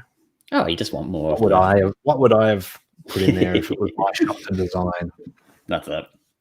I do like as well how lo-fi this is, where it's sort of like, you know, we just need to put a wire, we just need to plug something in. Like Yeah. it's not, you know, it's a sci-fi movie, but it's like, okay, if we plug this into that and plug another thing and then we flip a switch, we can do it. And I it's mean, the not whole like, thing is a tape drive, isn't it? yeah, exactly. Yeah. And it's huge. It's huge. Yeah. And I think making those kinds of choices, it's distinct, and it's clearly had some thought behind it as well. It's not just like, yeah, cool. Well, what does a modern movie audience see and want to see? It's like, no, this has to connect. Yeah, it has to work. It's like, I go back to the Prometheus thing, you know, just that weird thing of Yeah. like when I was watching that and just being like, this can't be a prequel to a film. It's more, you know, no, it doesn't then. work. Doesn't work. Because then you can't watch them in sequence, if you know what I mean. Yeah. Like that's the thing with this. You can watch this and watch New Hope straight afterwards, and it doesn't feel it doesn't fail, I guess is the word. No. Bit more Apocalypse Now there with the gunner in the side, Flight of the Valkyries. Yeah. Yep. I love how they're just taking down the. So all the stuff that's going on right now in the film, that is definitely where you get a feel for what that virtual camera gets to do. So you know they've planned the flight paths, and that was the interesting part I found, is like that they planned all the flight paths for the ships already. So they know that they're going to go this way, and then it's going to be there. Then it's like hit play on the scene and let everything fight, and then it's up to Gareth to be like, yeah, cool, all right, well, let's zoom in here, and now let's fly around it up and down, and amazing. And obviously they'll smooth it out and they'll make the motion tracking a bit different and all that, but yeah, game changing. Oh, definitely. There's one. Yeah. So has your perception of A New Hope changed with the addition of Rogue One? Yeah. I think Rogue One is the most accomplished prequel to A New Hope. Oh, absolutely. Absolutely. In terms of the 5 prequels there are now. And so good. That Gold Leader stuff is so good. Yeah. Because I think when you watch New Hope and it comes up and it says, you know, the rebels have won their first battle, you're like, yeah, I know they have. Yep. I just watched them win it, and win is a strong word. Yeah. Great cast. I think the thing that the other, like, you know, so the prequels do a great job of fleshing out people. Yes. But Rogue One fleshes out a whole film. Like it really, and a galaxy as well. And a galaxy. You do feel the environment. It is like a very good prologue to A New Hope. Like when that starts, you're like, oh, okay, I know where we are quicker now. But yeah, fantastic. Yeah. This is one of my favorites. Like I know that like the first hour's a bit whatever, but once it gets to this bit, I mean, once we're here, like if you're not gripping, you know, your seat at this point in the cinema, like what are you watching? Yeah, what are you doing? Stunning. Yeah, it's an incredible space battle. It's an incredible land battle. It's I think Radis is such an amazing character as well. Red 5. Yeah. Oh, no, Red 5. I need help. You're doomed, mate. Now, who is he? He's someone? He's someone from I want to say Industrial Light and Magic. Oh, okay. Oh, maybe. Yeah, he's someone from the crew. John Knoll is one of the X-Wing pilots, isn't he? He I is. think. Yeah. But I will have to read Catalyst because I love this film so much. So I do need to kind of get the other bit. So, Rick, you doing that? I did that with episode 1 back in, what was it, 99 or 2000 or whatever year it was. I read the novelization of episode 1 and finished it in the car park, like before the movie. Right before the movie. Which, funnily enough, like I went in and I didn't feel like anything was spoiled. Like I knew exactly what was going to happen because it's in the novelization, but it was fine. I read the comic book adaptation of Revenge of the Sith before I watched the film, and you're like, imagine doing that in this day and age, like releasing the adaptation before the movie. Well, they don't do that outrageous. anymore. No, they can't do it. Yeah, but back then, not a big deal. No, it's nuts. Oh, John was a Naboo starfighter. Yes, no, that's it. Yes. Yes, that's right. But I thought he was in this as well. They talked about that in gallery, didn't they? Yeah. Let's have a look. Yeah, I thought he was in this. Could be wrong. Stardust. Obviously, also as well, they do talk about hyperspace tracking, don't they? And this is one of the Imperial projects. Yeah, which sort of, because there is a bit of a plot hole with this of like, obviously, how does the Star Destroyer track the blockade runner through hyperspace? We'll talk about that later. We're not there yet. Yeah. Well, I know the answer to this. Yeah, I know the answer because it's not hyperspace tracking, is it? No, it's something else. Something far more practical. Yeah. Here we go. First of Rogue One to die. Yeah. No, poor K2. Yeah. As the Terminator eyes fade. Yeah. Okay, so that's one. Yeah, one down.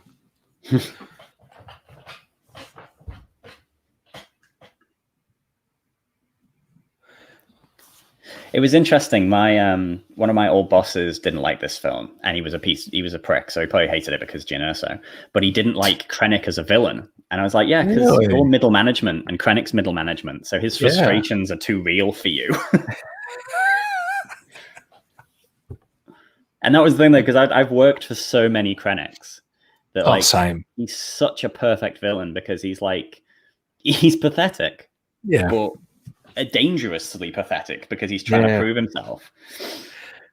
Kind of makes me think about middle management and stuff. It's like people get promoted usually because they're good at something. Doesn't mean that they're going to be good at middle management, though. And I think that middle management for some people is a place that you go to die. I think so. I've worked in retail for a lot of my life, and I've worked, when I was from 16 to my mid 20s, my 30s, and you work with a lot of middle managers. And I was a teacher, and I'm sure Catherine can agree with me here that middle management and teaching is pretty rough. Yeah. Ben Daniels, the Doctor who never was, who was also the Exorcist in the TV show The Exorcist. So as you can imagine, me and Ben Daniels, big fan of Ben Daniels. I didn't know that I did not know there was a TV show of The Exorcist. Yeah, it ran for 2 seasons. Apparently it's pretty good. I watched half of the first season. And, yeah. Oh. So it's like a sequel. Like a follow-up type thing. Okay. Death Troopers. Yeah, this bit here, the score. So the score in this bit is probably some of my favorite. Yeah, the everything is coming down to this score. Yes, this is the ticking clock score. Yeah. Is that Melchi? I got a little bit of paranoia. Can anyone let us know that the stream is still running? We haven't been pulled down. No, I can see it. I have the stream open in another window so I can check. Cool. And we're still going. Good. Yeah, this score is wonderful. Just wonderful. Because it all sort of, goes to crap very quickly now, doesn't it? For every other member of Rogue One. Oh, stop it.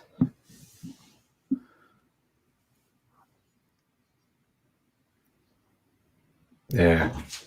God. Everything having to come down to something physical and practical. That if they had a Jedi, you could have just pointed at it. Yeah, exactly. But that makes the whole thing and the stakes a lot more real, doesn't it? Yeah, of course. Yeah.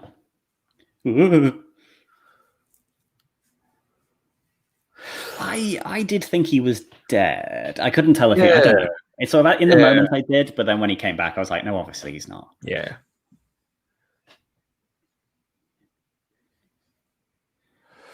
Yeah, where is it? It's about to happen here. I think, that's a Melchi's dead. I think we get this first, so it does really feel like they're all getting killed off at the same time. Yeah, Now, if you've watched Blue Bantha Milk Co's video about Rogue One and the Exorcist, this is sort of the main part of it. So I won't spoil that video for you. Do recommend. Yes. Go and watch it. It's in the Talks About Things playlist. I believe it was the first one we did. I recorded it. Was the first one. Great shot.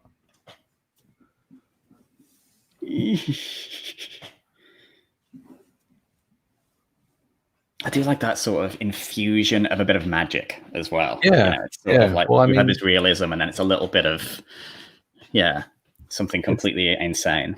It's funny that it's the infusion of magic or power that can kind of ground you to the franchise. Like, sure. For all the other things, like, the visuals and the designs and stuff like that. It's the most unreal bit. It's the bit that kind of grounds you somewhat the most. But it's interesting as well that they sort of it not abandons him, but it's like, okay, he kind of like taps into the Force and he can just hold it for that period just to get to the switch and then disappears again. Yeah. I think I might have to use that clip. In this scene probably when talking about a topic that I've got coming up. Oh, fantastic. For it talks about things. It's about the lens. Basically, what's Star Wars' lens, and who are we watching it through, or whose eyes are we watching it through, as a whole saga. Do you feel a bit teary, actually? Oh, that's good. Yep. So Marianne watched The Exorcist. Yes. And I think ate Saag Paneer. Is that correct? Yeah. Saag Paneer last night. Yeah. Radis. Yeah. Big fan of the fact, obviously, The Last Jedi, the ship is called the Radis. I think that's a cool tie-in. When I watched this recently with a friend who hadn't seen it, the Mon Cal were always eliciting a bit of a giggle. Yeah. It's the one thing about them. Like, just like, oh. They're very comical. Ah, yes, the Hammerhead Corvette. Yeah.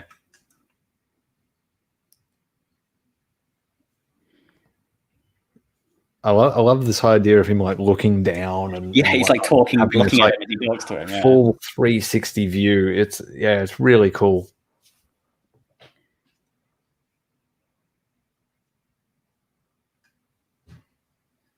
I like the fact that it's instant.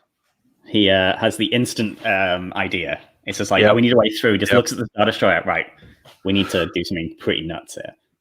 The actor that played Baze spoiled his death at Celebration. What? He spoiled his own character death? Did he do that? Oh, I don't know. I did not know that. Yeah, Rick, can you clarify? Did he spoil his own character death, or did he spoil someone else's character death? I mean, I guess someone else's death. I could have just said someone else's death, not someone else's character death. Big fan of this. Again, taps into the Force for violence. Yep. Yeah. And just like the Death Troopers who have been like, dancing through lasers, and he just takes them all out. Yes, we all want that. Radis' chair. Yeah. It's kind of like Dr. Evil's chair. A little bit. Like, just turns around to look at his husband. Great shot. So that's all of Rogue One dead. So Catherine said he spoiled his own death, and they cut it. Oh, they cut it from the stream. Damn. Ooh. Oh, it's nice that they can go back and do that. Yeah. Again, just a Star Wars thing with those weird kind of like doors that would chop you in two if you're not fast enough. Yeah. Empire sort of does that as well. Yeah, I love what they do with the hammerheads. Yeah. And it's a weird one because, like, in the book, it's sort of implied that everyone on the Hammerhead Corvette dies from doing this, and they're sacrificing themselves, and Radis has actually just told them to do it. Yeah. But then I think I read a making of thing where they said, oh, we did have shots where there'd be like escape pods coming out, but then we just cut them for time.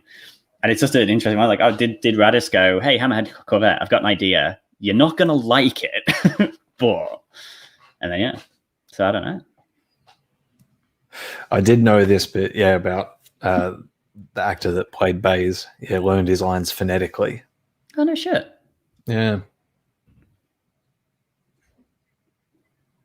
Again, just that same thing of just like a physical, like we got to fix something. Just press two buttons. Antenna aligned. Too far away. Yeah, everything. And this bit here, walking out to the end of the platform. Yeah.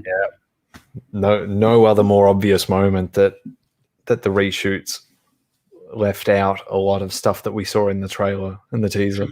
I was like, a TIE fighter is about to come up. Nah, what? It didn't. Nah. Whoa.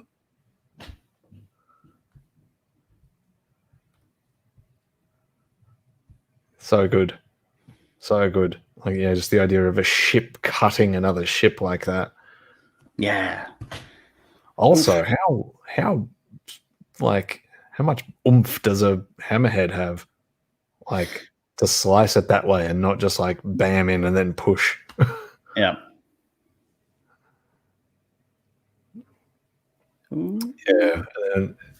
Yeah, so it's like, now the antenna needs to be aligned. And it's like, okay, now the antenna is aligned, but now there's a tie. What are they? Tie something? Silent? No, not silencer. I can't remember. Infiltrator or something. Slicer? I don't know. Someone will tell us in a moment. A tie that's not really tie shaped. Yeah. Yeah. Twin ion engine. Yeah. So then everything. And now there's a Mendo. Now I am here. Who are you? Oh, that. It's like, who are you? You know who I am. And he just looks at her blankly. Yeah, definitely does not know. So she just has to just like tell him. Say her name. And like, oh yeah, no, he does. Yeah. TIE Striker, thank you. TIE Striker.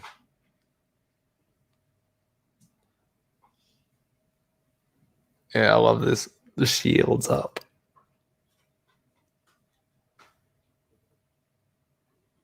I love it. Love it. He's got horrible teeth in this as well, isn't he?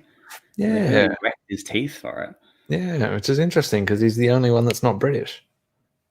Big. I have a Hollywood smile. Smiles. No, you've got great teeth. Yeah, that's what braces for a very long time. Second best moment of score. Yes. Yeah, his whole sequence, stunning. Yeah.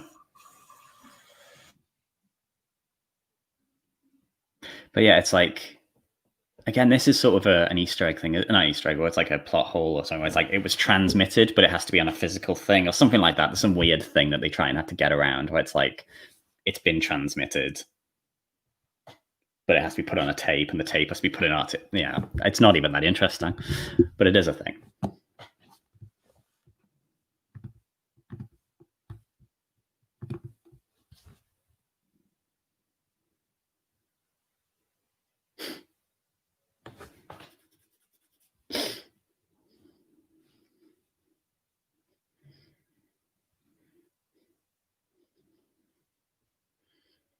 Yeah, I hadn't noticed his teeth until someone pointed it out. Boom.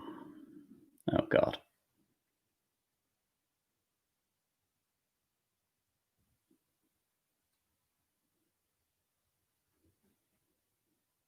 I do like that sort of scorched earth of just like, okay, well, we'll just wipe it all out. We won't kind of send a crew down or anything. We'll just destroy the entire facility and we'll just work it out afterwards.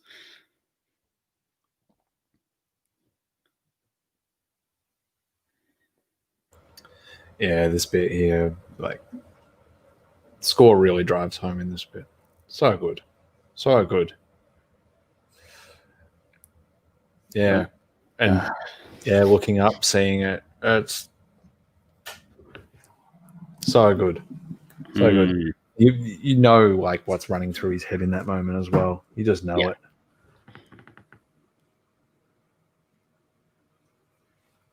Ryan Johnson. This is reflected in his eye as well, that little tip, and there he is. Straight at him. It's like it targets directly at him. Yeah. Oh, it's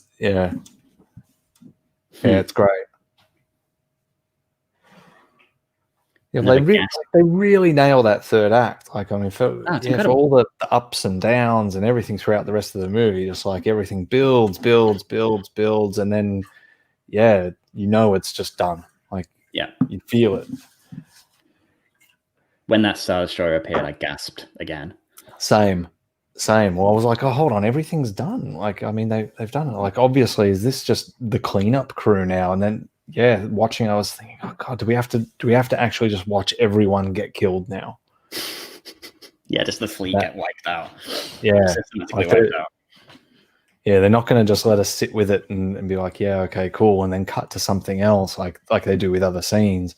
They're going to make us watch everyone go. I'm really glad they didn't do the kiss at the end here. Well, they don't really do that anymore. I think movies have managed to realize they don't. They were going to. Yeah.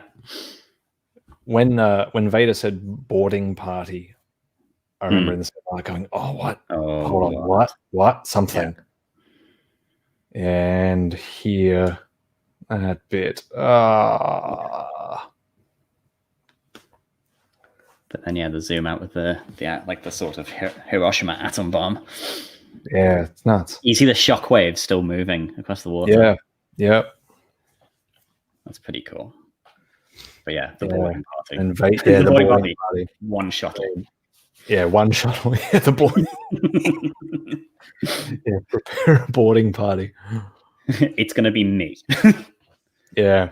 To pass the disc. This is incredible. Great way of ramping the tension back up. Like it kind of really slows and then boom, jumps back up again. Yeah, and changes tone and theme like quite well as well. Like just becomes all of a sudden now a short bit of a horror film. Yeah. Like this whole thing, you know what's coming, but everyone in the cinema just went like it was like a cheer and a gasp and a scream all at the same time. Yeah. Yeah, that. Very little effort. And then it starts.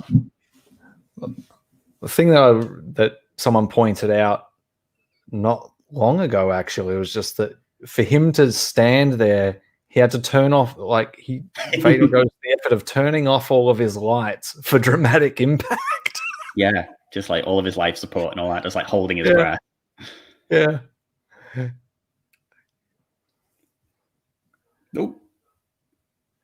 And what else I really like about it is he's not overbearing in that scene. Like he's intimidating and fierce and all that, but he's not like the scene 38 reimagining of Vader where like and all of a sudden he's this like hyper powered dude. He's just a big dude swinging his lightsaber around, and it's great. Yeah, it is.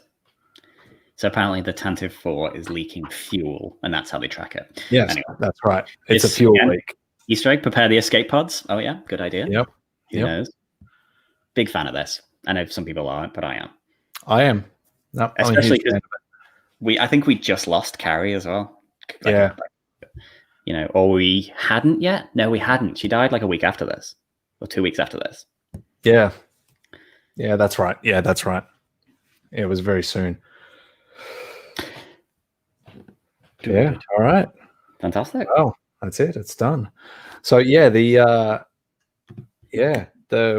fuel leak. Where did that come out of? It's in from a certain point of view. So that starts. It's Captain Antony's story, and it starts from the moment he hands the thing saying "hope" to the moment that Vader crushes his throat at the start. Yeah. Okay. And it bridges the gap, and they're just being chased because they can't. Yeah, because they're leaking fuel and they're leaving a signature. So that's it. Yeah. So that's how that one's solved. Yeah, that was So did a certain point of view come out after Rogue One? It must have. Yes. Or did it come out before? No, because Rogue One was 16, and okay. a certain point of view was for the 40th, so it was 17. Yep. Okay. And it's actually pretty amazing in terms of some of it's quite whatever, but there's a lot of really good in the later portion when it's all people reacting to like the Death Star attack. There's a lot of people talking about Scarif and like how the fleet's been depleted because of Scarif, and how like, there's certain pilots who were like, oh, I should have been at Scarif, but I wasn't. So now I've got to prove myself by attacking the Death Star and stuff like that. So it's cool. It's very good in that sense. Yeah. I still got to read it. That's good. The Mos Eisley stuff's a bit samey, but yeah.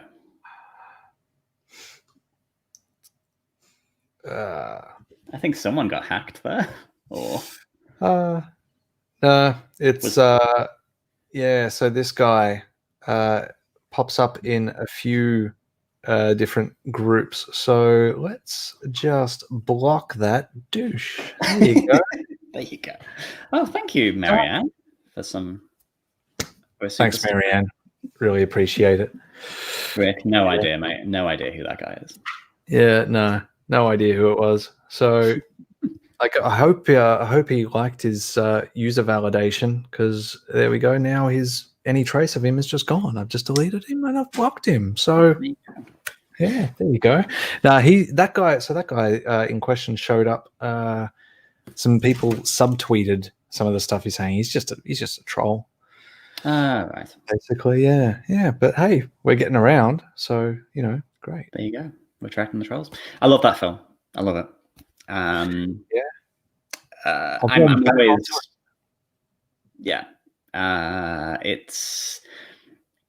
We've talked about this many times, that my favorite sort of like period of Star Wars is that between New Hope and Revenge of the Sith, and this is the film that like epitomizes that for me, of like the rise of the rebellion, the Empire at its power, that sort of sense of hopelessness in the galaxy, but then there are these just little pockets of people, and I think rebellions are built on hope was such a good message to get in December 2016, considering what had happened in November 2016. And it was interesting as well, obviously, that a lot of people boycotted this movie because they felt as though the Empire was signifying Trump and his lot, and that it was biased against him. Oh God. This was back when I was on Twitter and I was reading everything, and now I don't read anything, and it's much better. Yeah, I mean, you got to, people write news articles saying, people are outraged about blah, blah, blah. People are boycotting this. And it ends up, it's two tweets. It's two tweets, same person. Yeah. I'm always very cautious of that kind of thing. I can't wait for the Cassian show. I think same. More of that. Trailer for that. Celebration next week. Yeah. And Tony Gilroy, who obviously is the director who came back, and he has a co-writing. So I believe the Writers Guild of America rules are if you change more than 50% of a script, you get credit. Yep. So Tony Gilroy did get credit, so he must have changed. Must have added quite a distinct amount. Yeah. And he's coming back, I believe, to showrun or co-showrun. Yeah, he's doing something like that. He's one of those two roles.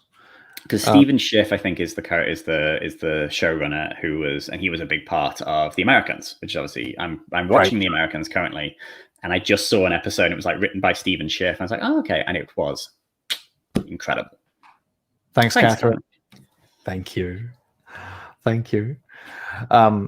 Thing I find really interesting about like Tony Gilroy. So I remember reading somewhere he's not really into Star Wars. He's not big on it. Doesn't really give a crap about it. And I think for something like this, I think bringing him in is probably the right choice. Probably the right choice. Like I mean, there's always two schools of thought, I guess. Like do you get someone in who is like a super fan? Or do you get someone in to do the thing that is kind of a little bit neutral to it and a little bit detached? I think for Rogue One and that era, it's the right choice. Well, Tony Gilroy. Thanks, Andy. Oh, yeah, thank you, Andy. Happy birthday, mate. Tony Gilroy wrote all of the Bourne movies. Yes. And so William Goldman, who's kind of like a quite famous writer, he did All the President's Men and Butch Cassidy and Sundance Kid, and he wrote like 2 seminal books about screenwriting. And in one of them, he talks about adapting this novel, and it's just killing him trying to adapt it and trying to make it work. And he ends up talking to Tony Gilroy, and Tony Gilroy is saying, forget it, just throw the book out the window. The book is killing you. Just write this. Yeah. Just get an idea of what the book's about, write a film. Because that's what happened with, if you read the Bourne books, they're nowhere like the movies. And what basically happened was the director of the first Bourne movie brought Tony Gilroy in and gave him a synopsis of the book, didn't let him read the book. And then he said, write your script based on that. And I think that's the thing that Gilroy does. He kind of comes in and says, right, well, what's the story we want to tell? And what's the story that like is the adaptation? Ignore the adaptation. Let's just make the story we want to do. And I think that's what really helps him. Because he's not there going like, oh, well, what will Star Wars say? What's Star Wars? He's like, no, we're just going to make the best possible thing we can. Making these tools. And I think that works. And like Catherine just said, I'll bring it back up. Yeah, like you need to have both sides. But I think that's the role of like the story group. You know, like that is their role. Like they should, in theory, be able to get someone who's never seen a damn thing and just be like, yeah, cool. We want you to write the story because we like the way you write stories. Oh, what? You've never seen a Star Wars thing in your life? Okay, cool. Well, these guys will give you instruction on how it's got to look. Yeah. You know, and if you write something that doesn't work, we'll fix it. Yeah, we'll keep you on track in that sense and make sure that it connects. But just write the thing you want to write. Yeah. Which is, we shall see. Like, I think Johnny there saying that Tony Gilroy is showrunning and directing at least the first episode, and Schiff is writing an episode or 2. Yeah. Stellan Skarsgård is going to be in Cassian, and I love Stellan Skarsgård. He's amazing. Really? I think he... Am I right? Yeah, he is. He is, and there's a couple other people, and Tarkin and all that. So I'm intrigued. I'm intrigued to see more, and if Mandalorian's anything to go by, Star Wars on TV is good. Live action is good. Yeah, I'm very keen for it. Speaking of keen, we've got another stream same time next week, and I'm pretty keen for this one for obvious reasons. But yeah, so next week we are going to be doing the same thing, and it's going to be The Last Jedi, and we're going to be streaming with Girls with Sabers for the first time in a long time. I think we haven't streamed with them in a year, maybe thereabouts, something like that. Just everything's conflicted. But they're in. So we will get that link posted today. So Sean, you're going to send me a photo, and I'm going to do the artwork. And then as soon as I've got the artwork done, I can post the link and we'll get it up. And that's it. Yeah, and that's it. So I think that's us done. Thanks for thank you for coming, joining us, everyone. This is this was a big sort of a big ask for like 2.5 hours of your time to watch a film with us idiots, and and a bit of an experiment. We know now what we can and can't do. So yes, so but yeah, it was cool. Everyone's comments were really good, and a lot of people. I like talking trivia, you know, and I like to see that people are popping up with little things like the Starbucks cup and everything. I was like, oh yeah, we're all reading the same trivia, so it's not just me. I like that. So I kind of like to keep that in my back pocket. All right, Sean, take us out. Right. Check us out on YouTube. Check us out on Facebook. We're around. I haven't actually posted anything on Facebook for a while, but I will post some stuff this week. You can go to our Twitter, which is Blue Bantha Milk, and you can tweet at us and all kinds of things and see what we're doing there. Obviously, our Patreon is always around. So a few of you are patrons, and thank you very much for that. It's incredible. Yeah, we love you and we appreciate you. We really do. I think insane. We've managed to invest in a green screen for Matt, so that's going to be... Yes. Got to figure out what to use it for. Well, I think as soon as you start using it, now that I've connected it to our Patreon, I think everyone's going to stop being patrons once you start doing weird shit with it. So we'll see about that. So yeah. Oh, and there's killer merch. I'm actually wearing my Blue Bantha Milk t-shirt today with our wonderful logo. And like I said, I keep thinking of t-shirt ideas, and I'm like, no, they're crap. So I need to think of better ones. And next week, Last Jedi. Yeah. There's probably, possibly, maybe a chance there's going to be some talk about Reylo, but we'll just see. A slight chance. I don't know if it's minor. I don't know if are they into that. Yeah, Who knows? maybe a little bit. There'll be tears. I usually have. Last Jedi is a weird one for me. I usually get all teary at the start, at the bomber run. That kind of gets me. That gets the music and everything. Yeah, That does get me as well. That really does. And special shout out, thanks to Aziza who stopped in. Thanks, and I hope you enjoyed your paragraph that you'll never get to say again unless you want to just keep registering Facebook accounts and whatnot. But go ahead, because we'll enjoy getting your views, and we'll enjoy blocking you dick. Love blocking people. So much fun. Yeah, that's what I miss about Twitter. Blocking people. Yeah, it is fun. But anyway, thanks everyone, and we will see you same time next week. Bye.